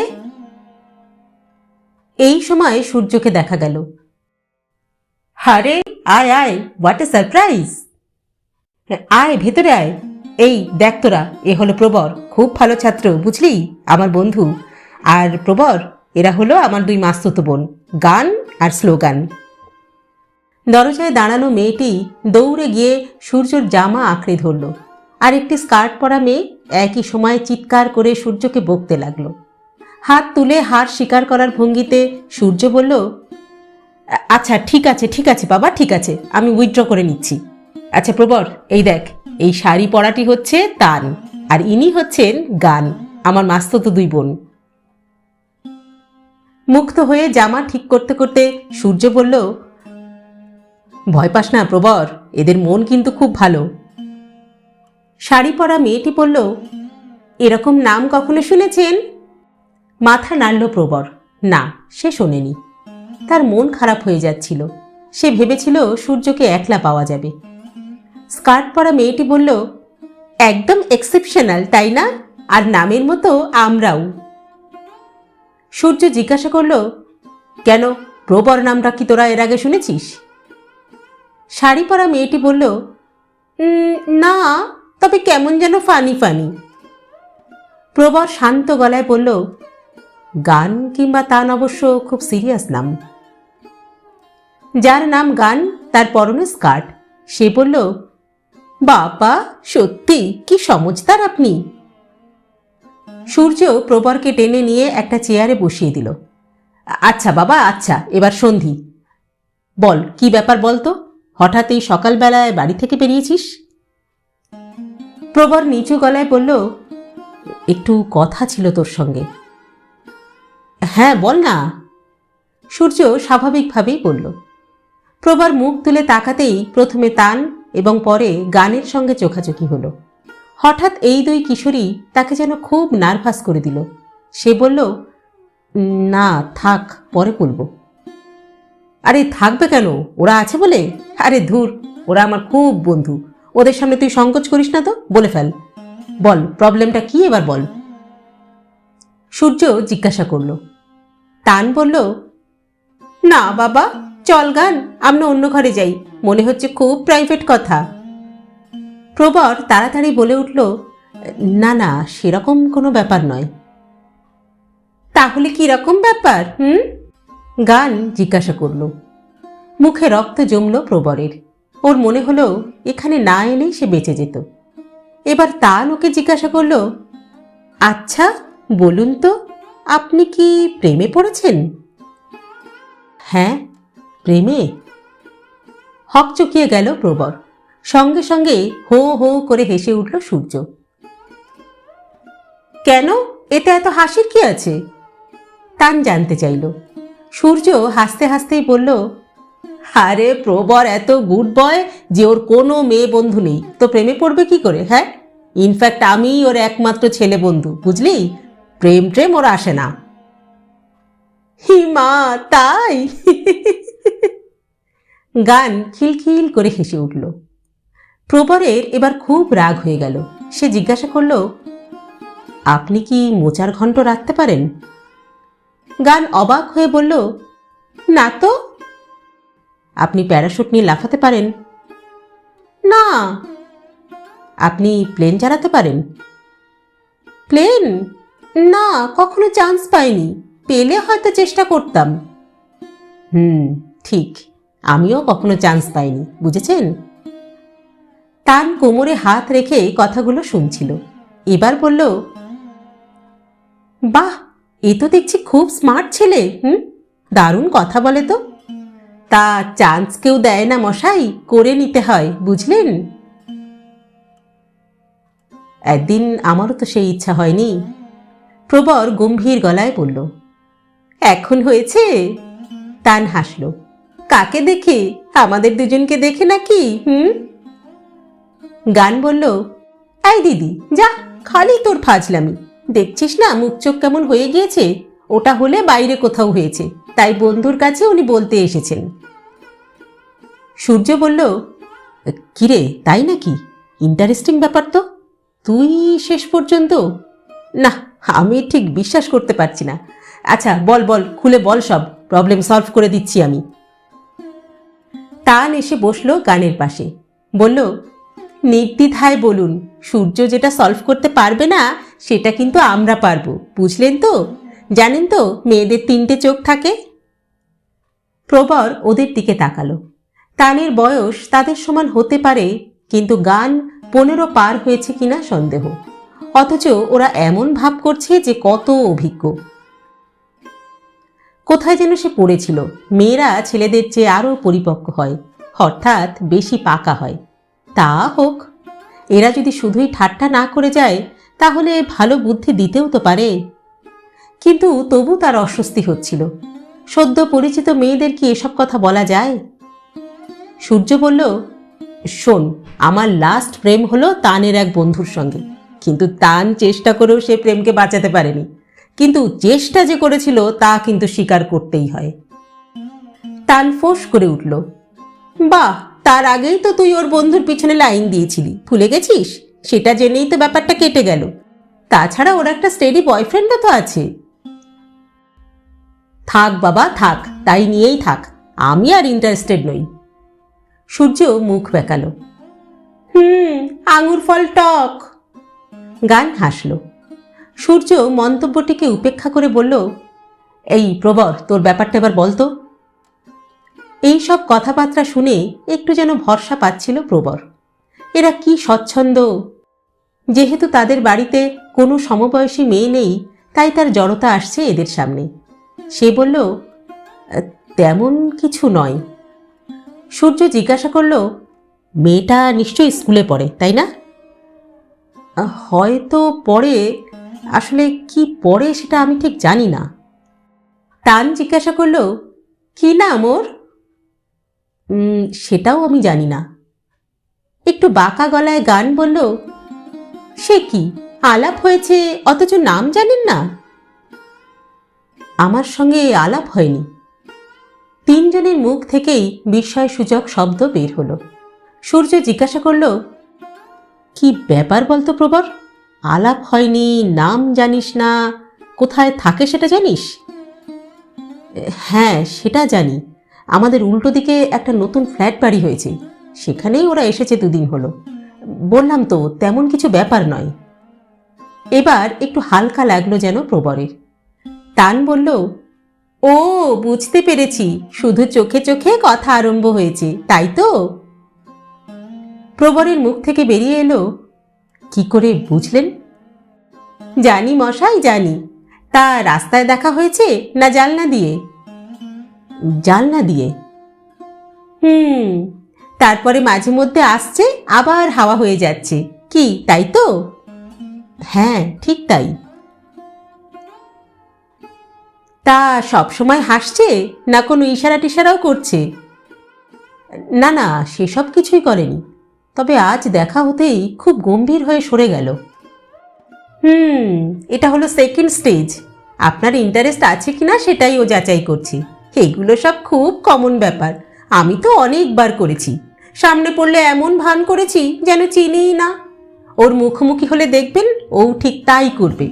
তা আপনার এখন অন্যরকম লাগছে সব কিছু? তান যে এতটা জানে তা আন্দাজ করতে পারেনি প্রবর।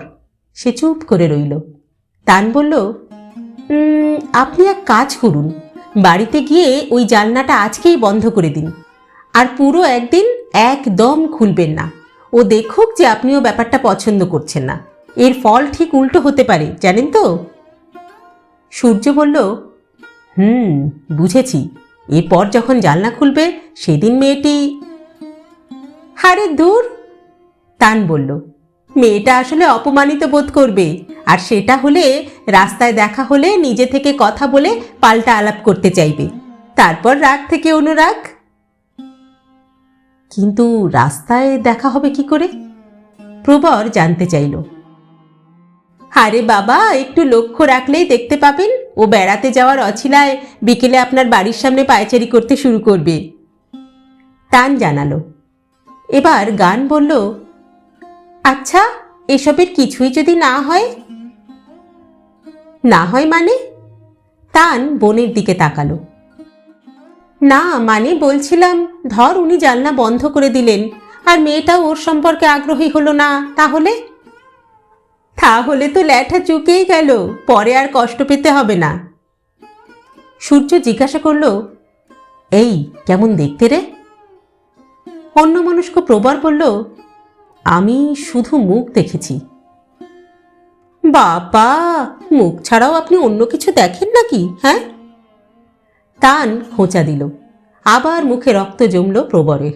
গান বলল, এই দিদি, অসভ্যতা করিস না তো। হ্যাঁ, মুখটা কেমন বলুন তো? ভালোই। ভালোই? সূর্য গলা তুলল। শুধু ভালো হলে তুই এত দূর ছুটে আসতিস? হ্যাঁ? উফ, আমার তো খুব দেখতে ইচ্ছা করছে রে। তান বলল, গেলেই তো হয়, দেখে আসা যেতে পারে। সূর্য জিজ্ঞাসা করল, কিভাবে? তান একটু ভেবে নিয়ে বলল, আজ বিকেলে চল আমরা তিনজনে ওখানে যাই, সোজা ওদের ফ্ল্যাটের দরজায় গিয়ে নক করি। কেউ না কেউ দরজা খুলবে নিশ্চয়ই। তখন বলবো যে আমরা ওখানেই থাকি, ওরা নতুন এসেছেন বলে আলাপ করতে এসেছি। গান বলল, তিনজন কেন? ইনি যাবেন না? না না, ওর কেস কি হয়েছে তা তো আমরা জানি না। হয়তো মেয়েটা তার মাকে বলেছে যে উল্টো দিকের বাড়ির একটা ছেলে সারাক্ষণ তার দিকে তাকিয়ে থাকে, তাই রিস্ক নেওয়াটা উচিত হবে না, বুঝলি? ওর মা নিশ্চয়ই প্রশ্ন করবেন আমাদের সম্পর্কে। যা সত্যি তাই আমরা বলবো, শুধু মিথ্যেটুকু হলো যে আমরা ওই পাড়াতেই থাকি। তান হাসল। সূর্য বলল, গুড, একটা অ্যাডভেঞ্চার হবে। ওখান থেকে বেরিয়ে আমরা তোদের বাড়িতে যাব, ঠিক আছে?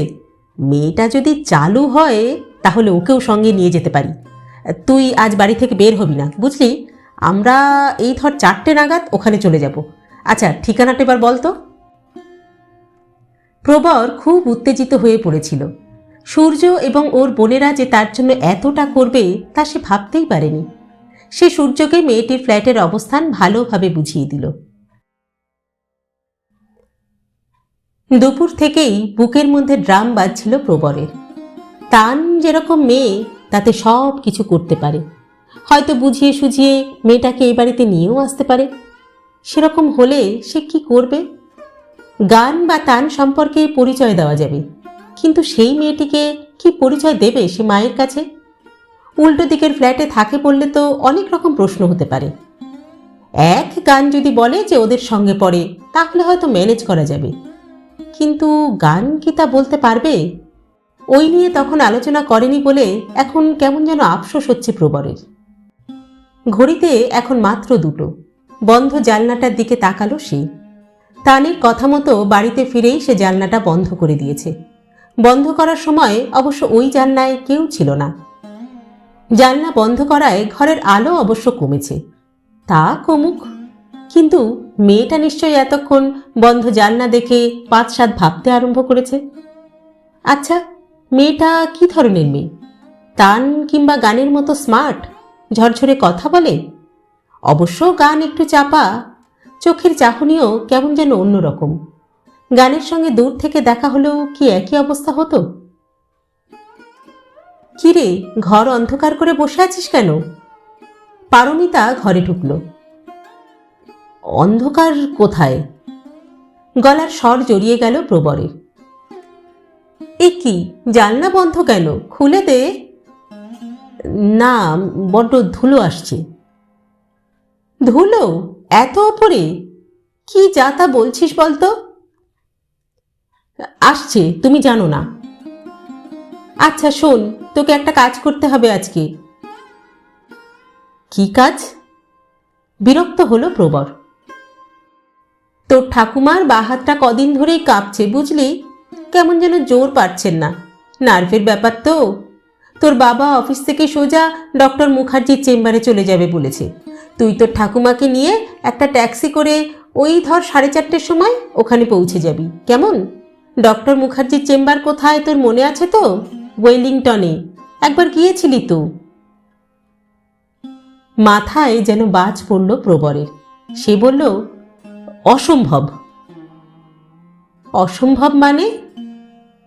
আজকে বিকেলে সূর্যরা এ বাড়িতে আসবে 4টের পরে। সূর্যরা আসবে? সূর্যরা মানে? সূর্য আর ওর বন্টন। ও বাবা, সে কি? আগে তো বলিসনি। এই তো আমি যখন গিয়েছিলাম তখনই তো জানতে পারলাম। তাহলে কি হবে? তোর বাবা যে অপেক্ষা করবে। মা প্লিজ, তুমি ঠাকুমাকে নিয়ে যাও না, আমি না হয় ট্যাক্সি ডেকে দেব, আদুরে গলায় বলল প্রবর। পারমিতার এই প্রস্তাব একদম পছন্দ হচ্ছিল না। সে বলল, সূর্যদের বাড়িতে তো ফোন আছে, ফোন করে ওকে বলে দেন না অন্যদিন আসতে। যা, তাই হয় নাকি? নিজে থেকে বলেছে আসবে, আর আমি তো তখন না বলিনি ওকে। এখন বললে ভাববে যে আমি ইচ্ছা করে এড়াতে চাইছি। প্রবর অসহায় গলায় বলল। তার মন খারাপ হয়ে যাচ্ছিল। পারমিতা বিরক্ত হয়ে ঘর থেকে বেরিয়ে গেল। স্পষ্ট বোঝা যাচ্ছিল যে সে ছেলের উপর অসন্তুষ্ট। প্রবর কি করবে বুঝতে পারছিল না। এতদিন প্রবাল কিংবা পারমিতা কখনোই কোনো কাজ করতে বলতো না তাকে। এই সংসারের সমস্ত কাজের ঝক্কি থেকে তাকে রেহাই দেওয়া হতো। ইদানিং পরীক্ষার পর পারমিতা তাকে দিয়ে টুকটাক কাজ করিয়ে নিচ্ছে, একদিন বাজারেও পাঠিয়েছিল। এসব মন্দ লাগছিল না প্রবরের, নিজেকে বেশ বড় বলে ভাবতে ভালো লাগছিল। কিন্তু সেসব যখন করেছে তখন হাতে কাজ নেই, কারো জন্য অপেক্ষা করতে হচ্ছে না। আজ এমন বিশেষ একটা দিন যে মাকে এটা বোঝানো যাবে না। নিজের সঙ্গে বেশ কিছুক্ষণ লড়াই করল সে। ডাক্তার যদি চটপট ঠাকুমাকে দেখে দেয় তাহলেও তো 6:45 আগে বাড়িতে ফিরে আসতে পারছে না সে। ততক্ষণ সূর্যরা হয়তো থাকবেও না। সূর্য যদি একা হতো তাহলে আলাদাভাবে ভাবা যেত, কিন্তু গান এবং তান আসবে সঙ্গে, ওরা কেন তার জন্য অপেক্ষা করবে? আর সত্যি সত্যি যদি ওরা সেই মেয়েটাকে নিয়ে আসে এই বাড়িতে, আর তখন সেই যদি না থাকে তাহলে? ছটফট করতে লাগলো সে।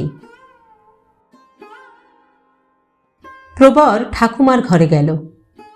মনোরমা শুয়ে আছেন চুপচাপ, চোখ খোলা। প্রবর জিজ্ঞাসা করল, কেমন আছো ঠাকুমা? তোমার নার্ভে খুব ব্যথা লাগছে? মাথা নাড়িয়ে মনোরমা বললেন, হ্যাঁ। নাতিকে দেখে একটু খুশিও হলেন। বললেন, তুই আমাকে নিয়ে যাবি? প্রবর মাথা নামালো, তারপর ঠোঁট টিপে হ্যাঁ বলল। আমার সেই ছোট বাচ্চাটা, কত বড় হয়ে গেছিস রে দাদু ভাই।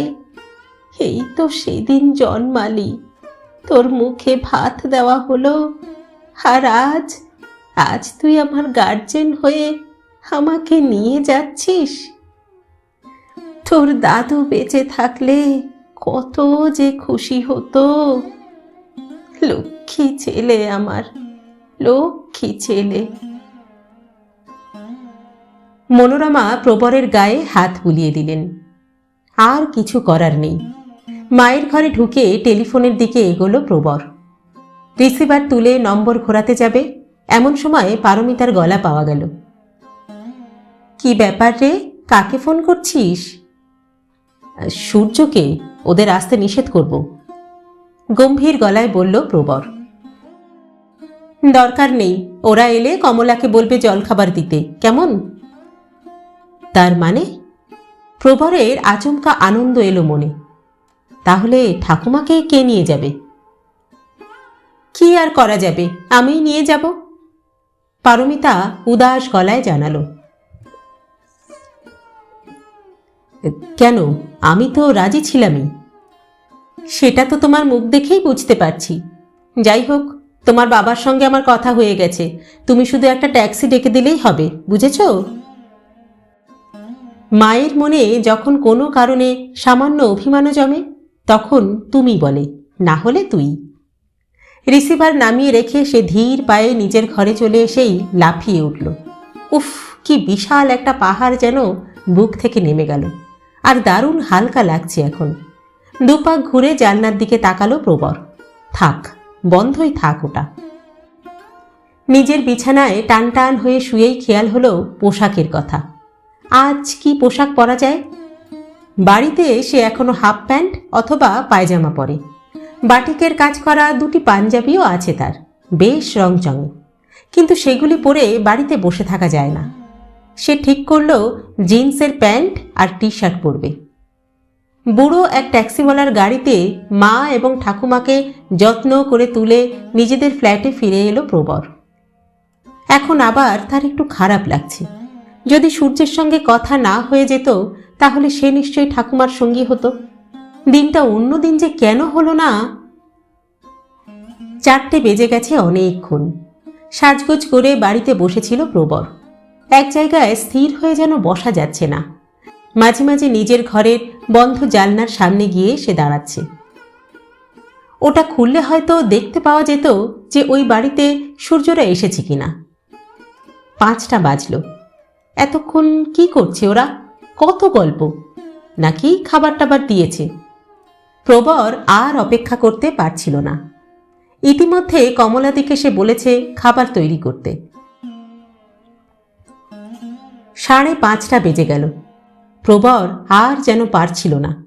ইচ্ছে হচ্ছিল সোজা নতুন ফ্ল্যাট বাড়িতে গিয়ে সূর্যকে জিজ্ঞাসা করে যে এত কি কথা বলছে ওরা। শেষ পর্যন্ত বাইরের ঘরের সোফায় বসে পড়ল সে। খুব ভারী হয়ে উঠেছিল বুকের ভিতরটা। এই সময় টেলিফোন বাজতেই সে তড়াক করে লাফিয়ে উঠল। নিশ্চয়ই সূর্যর টেলিফোন। তবে কি ওরা আজ বাড়ি থেকে বের হয়নি? কাপা হাতে রিসিভার তুলে হ্যালো বলতেই বাবার গলা কানে এলো। হ্যালো টুকলু, বলছিলাম তোমার বন্ধুরা কি এসেছে? নিঃশ্বাস ফেলল প্রবর। না, এখনো আসেনি। ও আচ্ছা, শোনো, আমাদের একটু দেরি হবে বুঝলে। 7টার আগে মনে হচ্ছে বেরোতে পারবো না। তা তোমার মা বললেন যে ওদের একটু বুঝিয়ে বলতে, ওরা যেন কিছু মনে না করে, বুঝেছ? প্রবাল বললেন, ঠিক আছে। টেলিফোন রেখে দেওয়া মাত্র আর একটা খারাপ লাগায় আক্রান্ত হলো সে। যদি সূর্যরা আজ না আসে, আর সেটার সম্ভাবনাও নেই, ঠাকুমা কি মনে করলেন? মায়ের কাছেও তো সে মিথ্যেবাদী হয়ে যাবে। সে আবার ছুটে গেল রিসিভারের কাছে। সূর্যের বাড়িতে ফোন করতে গেল। ডায়াল ঘোরাতেই বেল বাজল বেশ জোরে। চট করে রিসিভার নামিয়ে রাখল সে। তার হৃৎপিণ্ডের আওয়াজ যেন নিজেই শুনতে পাচ্ছিল এবার। 2 হাতে শার্ট ঠিক করতে করতে সে এগিয়ে গেল দরজার দিকে। 2 পায়ে জোর পাচ্ছিল না একটুও। সরি রে, বহুত লেট হয়ে গেল। দরজা খুলতেই সূর্যর গলা পেল প্রবর। সূর্যর 2 বোন ওর পিছনে। নিজেকে কোনো মতেই সংযত করে প্রবর বলল, আয় ভিতরে আয়। ওরা ভিতরে এলো। সূর্য জিজ্ঞাসা করল, কাকিমা কোথায় রে? মা ঠাকুমাকে নিয়ে একটু ডাক্তারের কাছে গিয়েছে। এখানে বসবি তোরা? না না, তোর ঘরে চল। সূর্য এর আগেও এসেছে এ বাড়িতে, তাই নিজেই হাঁটতে লাগলো। প্রবর দেখল গান এবং তান দারুণ স্কার্ট পরেছে। তাদের রং এবং ছাঁট খুব কায়দা করা। তান জিজ্ঞাসা করল, তাহলে আজকে বাড়িতে আপনি একলা? সে ঘাড় নাড়াতেই গানের সঙ্গে তার চোখাচোখি হলো। গান চোখের কোণে কৌতুক নিয়ে তাকে দেখছিল। চোখ পড়তেই চোখ সরিয়ে নিল। ঘরে ঢোকা মাত্র সূর্যর গলা শোনা গেল, এইটাই তো সেই জানলাটা, তাই না রে? প্রবর লজ্জা পেল। হ্যাঁ, মানে ওই দিকেই ফ্ল্যাট বাড়িটা। একেবারে প্রবরের খাটে গিয়ে লম্বা হলো সূর্য। বলল, জানলাটা এবার তুই খুলে দিতে পারিস? সন্ধে হয়ে গেছে, ঘরে আলো জ্বালতে হলো। কিন্তু তাই বলে এমনও অন্ধকার হয়নি যে ওই বাড়ি থেকে বোঝা যাবে না জানলা বন্ধ না খোলা। তান বিছানার এক কোণে গিয়ে বসেছে, গান প্রবরের চেয়ারে। তান বলল, খুব এক্সাইটেড লাগছে না? গান বলল, হবেই তো, আসার কথা কখন আর এলে এখন। বারে, আমাদের দোষ নাকি? তান হাসল। গান বলল, দিদি, বাড়িতে একটা ফোন করে দেওয়া উচিত তো। তান বলল, আচ্ছা, আপনাদের বাড়িতে টেলিফোন আছে? হ্যাঁ আছে। প্রবর কিছুই আঁচ করতে পারছিল না। যা না রে, তুই করে দে না। তান গানকে অনুরোধ করল। গান চেয়ার ছেড়ে উঠতেই প্রবর তাকে পথ দেখিয়ে নিয়ে এলো তার মায়ের ঘরে। টেলিফোনের সামনে পৌঁছে গান বলল, এটা কি আপনার বাবা মায়ের ঘর? হ্যাঁ। বাবা, তাহলে তো একটু মুশকিলের ব্যাপার হলো। কেন? মুশকিল কেন? বারে, আপনার গার্লফ্রেন্ড ফোন করলে এখানে দাঁড়িয়ে সহজে কথা বলতে তো আর পারবেন না। ঘন ঘন টেলিফোন করলে ডেকে দেবার সময় আপনার মা তো প্রশ্ন করতে পারেন, সেটা সমস্যা নয়।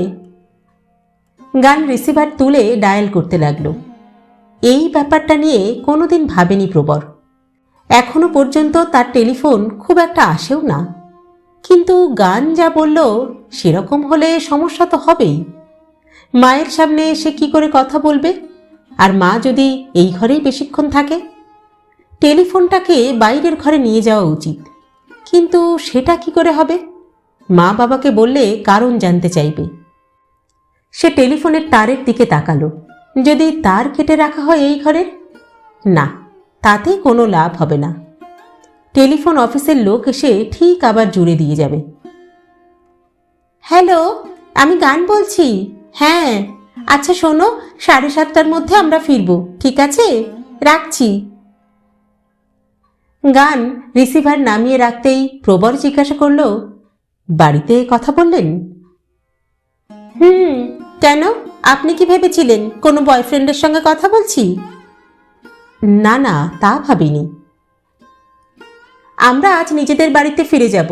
মা সূর্যদার বাড়িতে অপেক্ষা করছে, তো তাই মাকে জানিয়ে দিলাম। ও আচ্ছা, আপনাদের বাড়ি কোথায়?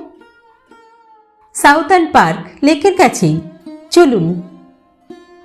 গান ভাই বোনের কাছে ফিরে যেতেই প্রবর কমলাদিকে বলল, কমলাদি, তুমি তাড়াতাড়ি জলখাবারটা দাও তো, ওরা চলে যাবে। সে এবার রুমালে মুখ মুছল। এখনো বোঝা যাচ্ছে না ও বাড়িতে কি কথা হলো। নিজে থেকে জিজ্ঞাসা করতেও তার লজ্জা করছে। সূর্যটা তো স্বভাবই পাল্টালো না। ঘরে ঢুকে দেখল খাটে শুয়ে সূর্য সিগারেট খাচ্ছে। তার দিকে প্যাকেট বাড়িয়ে বলল, নে খা।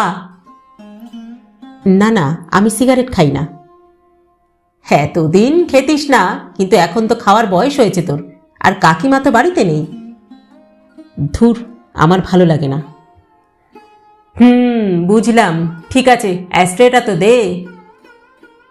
অ্যাস্ট্রে রয়েছে বাইরের ঘরে। তাড়াতাড়ি সেটা এনে দিয়ে প্রবর বলল, কমলাদি যখন খাবার দিতে আসবে তখন কিন্তু লুকিয়ে রাখিস। কমলাদি? ও, তোদের কাজের লোক? তাতে আবার লুকোবার কি আছে? আরে, মাকে বলে দেবে। প্রবর কথাটা বলা মাত্র তান হেসে উঠল। আপনি তো এখনো তাহলে নাবালকই আছেন? বাহ, খুব ভালো। হ্যাঁ, সেই অর্থে তো প্রাপ্তবয়স্ক হইনি, এটা তো সত্যি কথাই। সূর্য কাত হয়ে অ্যাস্ট্রেতে সিগারেটের ছাই ফেলল। বলল, তোর গার্লফ্রেন্ডকে দেখলাম, বুঝলি? সঙ্গে সঙ্গে বুকের ভিতরে ড্রাম বাজতে লাগলো প্রবরের। কিন্তু সে চেষ্টা করে নিজের মুখ নির্বিকার রাখতে। দুই বোন এখন তার দিকেই তাকিয়ে আছে। সূর্য বলল, আমরা একটু দেরি করেই গিয়েছিলাম, বুঝলি তো। আসলে বেরোনোর আগে এই গান আর তানের মা এসে গিয়েছিলেন, তাই একটু দেরি হয়ে গিয়েছিল। তা যাই হোক, ওখানে যাওয়ার পরে দরজা খুললেন ওদের মা। তান কথা বলল, ও যেমন প্ল্যান করে গিয়েছিল আর কি। তা ভদ্রমহিলা কিন্তু খুব খুশি হলেন। নতুন জায়গায় এসেও এখনও কারোর সঙ্গে তেমন আলাপ তো আর হয়নি। আগে ওরা ছিলেন বেলেঘাটায়। তান তো ঝটপট একেবারে গুল মেরে গেল, কোথায় থাকি, কি নাম, সব বলল। তা ভদ্রমহিলা তখন তার সমস্যার কথাটা বললেন। কাছাকাছি একটা নাচের স্কুলে তিনি মেয়েদের ভর্তি করতে চান, 2 মেয়ে। শুনে তান বলল যে সে সাহায্য করতে পারে। এরপরে উনি মেয়েদের ডেকে আলাপ করিয়ে দিলেন। এরপরের ঘটনাটা তান তুই বরং বল। তান হাসল, বলল, ওদের 2 বোনের নাম হলো নমিতা আর প্রমিতা। নমিতা একটু গম্ভীর, গায়ের রংটাও ময়লা, দেখতে তেমন একটা ভালো নয়। আপনি কি ওকে দেখেছেন? মাথা নাড়ল প্রবর। হ্যাঁ, একাধবার। নমিতাই কিন্তু আমাদের সঙ্গে বেশি কথা বলছিল, ফার্স্ট ইয়ারে পড়ে, ইতিহাস নিয়ে। প্রমিতা চুপ করেছিল অনেকক্ষণ, জানেন। মেয়েটার কিন্তু একটা আলগা চটক আছে। তান থামল। আলগা চটক মানে কি? দেখতে তেমন ভালো নয়? হাসিটা? প্রবরের মনে হলো মেয়েরা মেয়েদের চেহারার প্রশংসা কখনোই করতে পারে না। টিভিতে কোনো সুন্দরী অভিনেত্রীকে দেখলেই মা তার একটা না একটা খুঁত খুঁজে বের করবেই। তান আবার বলল, প্রমিতা চুপচাপ হাসছিল। হাসিটা কিন্তু সত্যিই মিষ্টি। কিন্তু যেই ও মুখ খুলল, ও বাবা, আমরা তো একেবারে চমকে উঠেছিলাম। কেন? প্রশ্নটা একেবারে অজান্তেই ছিটকে এলো প্রবরের মুখ থেকে। তানকে এবার গম্ভীর দেখালো। আসলে ওর মা বললেন ছেলেবেলায় ওর স্বরনালীতে নাকি কি একটা প্রবলেম হয়েছিল। তারপর থেকেই ওর গলার স্বর খোনা হয়ে গেছে। অন্ধকারে শুনলে পেতনি বলে ভয় পাওয়াটাও অস্বাভাবিক নয়। ওর কোনো কথাই কান খাড়া করে না শুনলে বোঝাও যায় না। প্রবর হতভম্ব হয়ে গেল। আর এই সময় কমলাদির গলা পাওয়া গেল বাইরে থেকে। টুকলু, হ্যাঁ নিয়ে এসো। কোনো রকমে নড়ে চড়ে উঠল প্রবর। আপনার ডাকনাম টুকলু বুঝি? বা সুন্দর তো, গান বলল। কিন্তু সেদিকে মন ছিল না প্রবরের। তার খুব কষ্ট হচ্ছিল। প্রমিতা স্বাভাবিক গলায় কথা বলে না? তারপরেই সন্দেহ হলো, ব্যাপারটা এরা বানিয়ে বলছে না তো, যাতে সে নিরাশ হয়। কমলাদি খাবার দেবার আগেই সিগারেট শেষ হয়ে গিয়েছিল সূর্যর।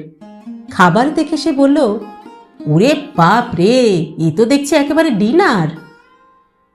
গান বলল, আমি কিন্তু শুধু আধখানা ফ্রাই খাবো। তান কমলাদিকে বলল, আমরা দুজনে একটা ফ্রাই ভাগ করে নিচ্ছি, কেমন? আপনি আর যা আছে সেসব নিয়ে যান, আমরা এত খেতে পারবো না। কমলাদি বললেন, বৌদি শুনলে কিন্তু খুব রাগ করবে। গান বলল, আচ্ছা ঠিক আছে, বৌদির ছেলেকে আমরা বলে যাচ্ছি মাকে বুঝিয়ে বলতে, ঠিক আছে? কমলাদি চলে যাওয়ার পর খাবার খেতে খেতে সূর্য বলল, এখন তোর ইচ্ছে। তুই যদি একটা খোনা মেয়ের সঙ্গে প্রেম করতে চাস তো করতেই পারিস। ও পড়ে শিয়ালদার লরেটোতে। সামনের রোববারে স্কুল খুলবে। ওর বাবা দিয়ে আসবেন আর মা যাবেন ছুটির সময়। এটা মোটামুটি একটা সাময়িক ব্যবস্থা। তা তুই যদি ওই ফাঁকে কথা বলতে চাস তো বলতেই পারিস। প্রবর গুম হয়ে বসে রইল। তার কিছুতেই বিশ্বাস হচ্ছিল না।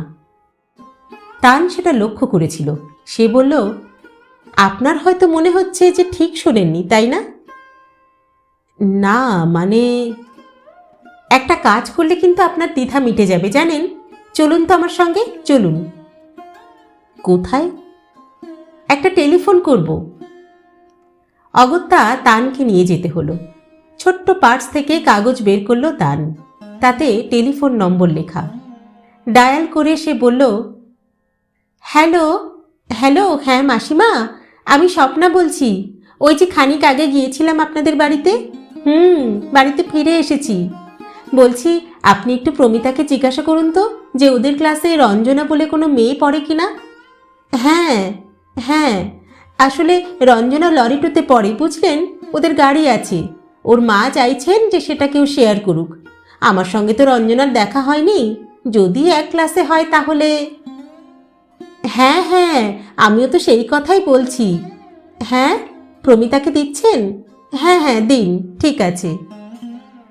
রিসিভারে হাত চাপা দিয়ে তান বলল, এখন প্রমিতার গলা শুনতে পারবেন নিজের কানে, বুঝেছেন? তারপর হাত সরিয়ে সে বলল, হ্যালো, হ্যাঁ কে প্রমিতা? আমি স্বপ্না বলছি, একটু আস্তে কথা বলো ভাই। আচ্ছা, তুমি রঞ্জনাকে চেনো? হ্যাঁ, চেনো না? ও, তাহলে তো খুব মুশকিল হলো। আসলে ওরা থাকে তোমাদের ঠিক পিছনের বাড়িটায়। হয়তো জানলায় দাঁড়ালে দেখতেও পাবে তুমি ওদের ফ্ল্যাট। কথাটা বলেই ঝটপট তান রিসিভার ধরিয়ে দিল প্রবরের হাতে। প্রবর কান রাখল। কিন্তু এ কি? এ তো ভুতুড়ে গলা, খ্যানখিনে। যেটুকু বোঝা গেল তা হলো, কি জানি বাবা, হবে হয়তো। আসলে জানলায় দাঁড়ালেই দেখি একটা ছেলে ট্যাপ ট্যাপ করে তাকিয়ে আছে অসভ্যের মতো। এত রাগ হয়, তাই আমি আর জানলায় যাই না। ওই স্বরে এই কথাগুলো যেন প্রবরের কানে গরম শিশে ঢেলে দিল।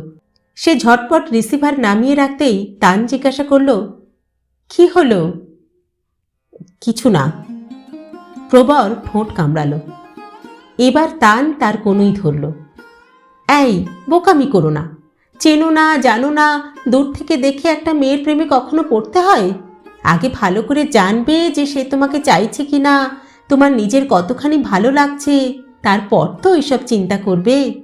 আর সত্যি যদি কেউ কাউকে ভালোবাসে তাহলে শরীরের খুঁত কোনো বাধা হয়ে দাঁড়ায় না। না, সেজন্য নয়। প্রবরের গলা বুজে আসছিল। আমি নাকি ডেবিয়ে অসভ্যের মতো তাকিয়ে থাকি, এসব বলছিল। তাহলে হাসতো কেন? হঠাৎ খুব নিজেকে অপমানিত বলে মনে করল প্রবর। কান্না চেপে রাখা মুশকিল হচ্ছিল। তান তাকে আলতো করে জড়িয়ে ধরল। এসব একদম ভুলে যাও কেমন? জীবন তো ছোট নয়। তোমাকে সত্যিকারের ভালোবাসবে এমন মেয়ের দেখা ঠিক তুমি পাবে, দেখো। তুমি তো আর সূর্যের মতো হালকা নও। তানের এই শেষ বাক্যটিতে অদ্ভুত শক্তি পেল প্রবর। সে সহজ হবার চেষ্টা করল। তান বলল, গুড, আজ আমরা নিজেদের বাড়ি চলে যাচ্ছি, জানো তো। আচ্ছা দাঁড়াও। পার্স থেকে একটা কাগজ বের করে ঝটপট ঠিকানা লিখে সে প্রবরের হাতে দিল। বলল, আমাদের ঠিকানা আর টেলিফোন নাম্বারটা রইল। যখনই ইচ্ছা হবে তুমি যোগাযোগ করতে পারো। আর শোনো, মা ধরলেও কিন্তু কোনো সংকোচ করো না। মা আমাদের বন্ধুর মতো। আচ্ছা চলো এবার। ওরা আরো 15 মিনিট ছিল। তান শুধু বলেছিল প্রমিতার সঙ্গে কথা হয়েছে। প্রবর তার কথা নিজের কানে শুনেছে। প্রমিতার মনে প্রেম প্রেম কিচ্ছু নেই, অতএব প্ল্যাটা চুকে গেল। প্রবর চুপচাপ বসেছিল। গান তাকে দুবার বলেছে, কি এখনো গম্ভীর হয়ে থাকবেন? অথবা, আপনি কিন্তু ভুলতেই পারছেন না, তাই না? যাওয়ার সময় চোখের কোণায় তাকিয়ে হেসে বলেছিল, আসবেন কিন্তু, কেমন? ওরা চলে যাওয়ার পর কান্নাটা এলো। একা ঘরে কিছুক্ষণ শুয়ে রইল প্রবর। সে অসভ্য? তাহলে এত হাসি কেন? তরুণ বয়সের প্রথম বসন্তের হাওয়া পেয়ে পাতারা যখন দোলা খেতে চায়, তখনই ঝড় উঠল যেন। পাওয়ার লোভ দেখিয়েই কেড়ে নেওয়া কেন? সে ঝটপট বিছানা থেকে উঠে জানালাটা খুলে দিল টান টান করে। আর কি বাতাস! সে নতুন বাড়িটার দিকে তাকালো। আলো জ্বলছে, জানলায় কেউ নেই।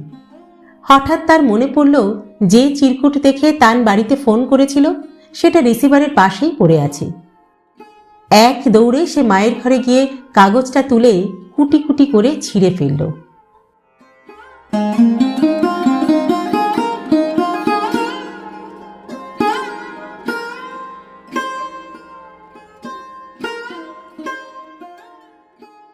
শেষ হল কুলকুণ্ডলিনী তৃতীয় পর্ব। লিখেছেন শ্রদ্ধেয় সাহিত্যিক সমরেশ মজুমদার। গল্প পাঠ করলাম আমি রাকা। আপনারা শুনছেন ইউটিউব চ্যানেল কথা ও কাহিনী বাই রাকা। আজকের পর্বটি কেমন লাগলো আপনাদের কমেন্ট বক্সে অবশ্যই জানাবেন কিন্তু। গল্প পাঠ যদি ভালো লাগে তাহলে একটা ছোট্ট লাইক করে দেবেন। আর হ্যাঁ, আমাদের চ্যানেলে যদি আপনি প্রথমবারের জন্য এসে থাকেন তাহলে অবশ্যই আমাদের চ্যানেলটি সাবস্ক্রাইব করে নেবেন কিন্তু। আজ তাহলে এখানেই বিদায় চেয়ে নিচ্ছি। পরবর্তী পর্ব নিয়ে ফিরে আসবো খুব শীঘ্র। ততদিন সকলে সুস্থ থাকবেন, ভালো থাকবেন এবং অবশ্যই আমাদের সঙ্গে থাকবেন। নমস্কার।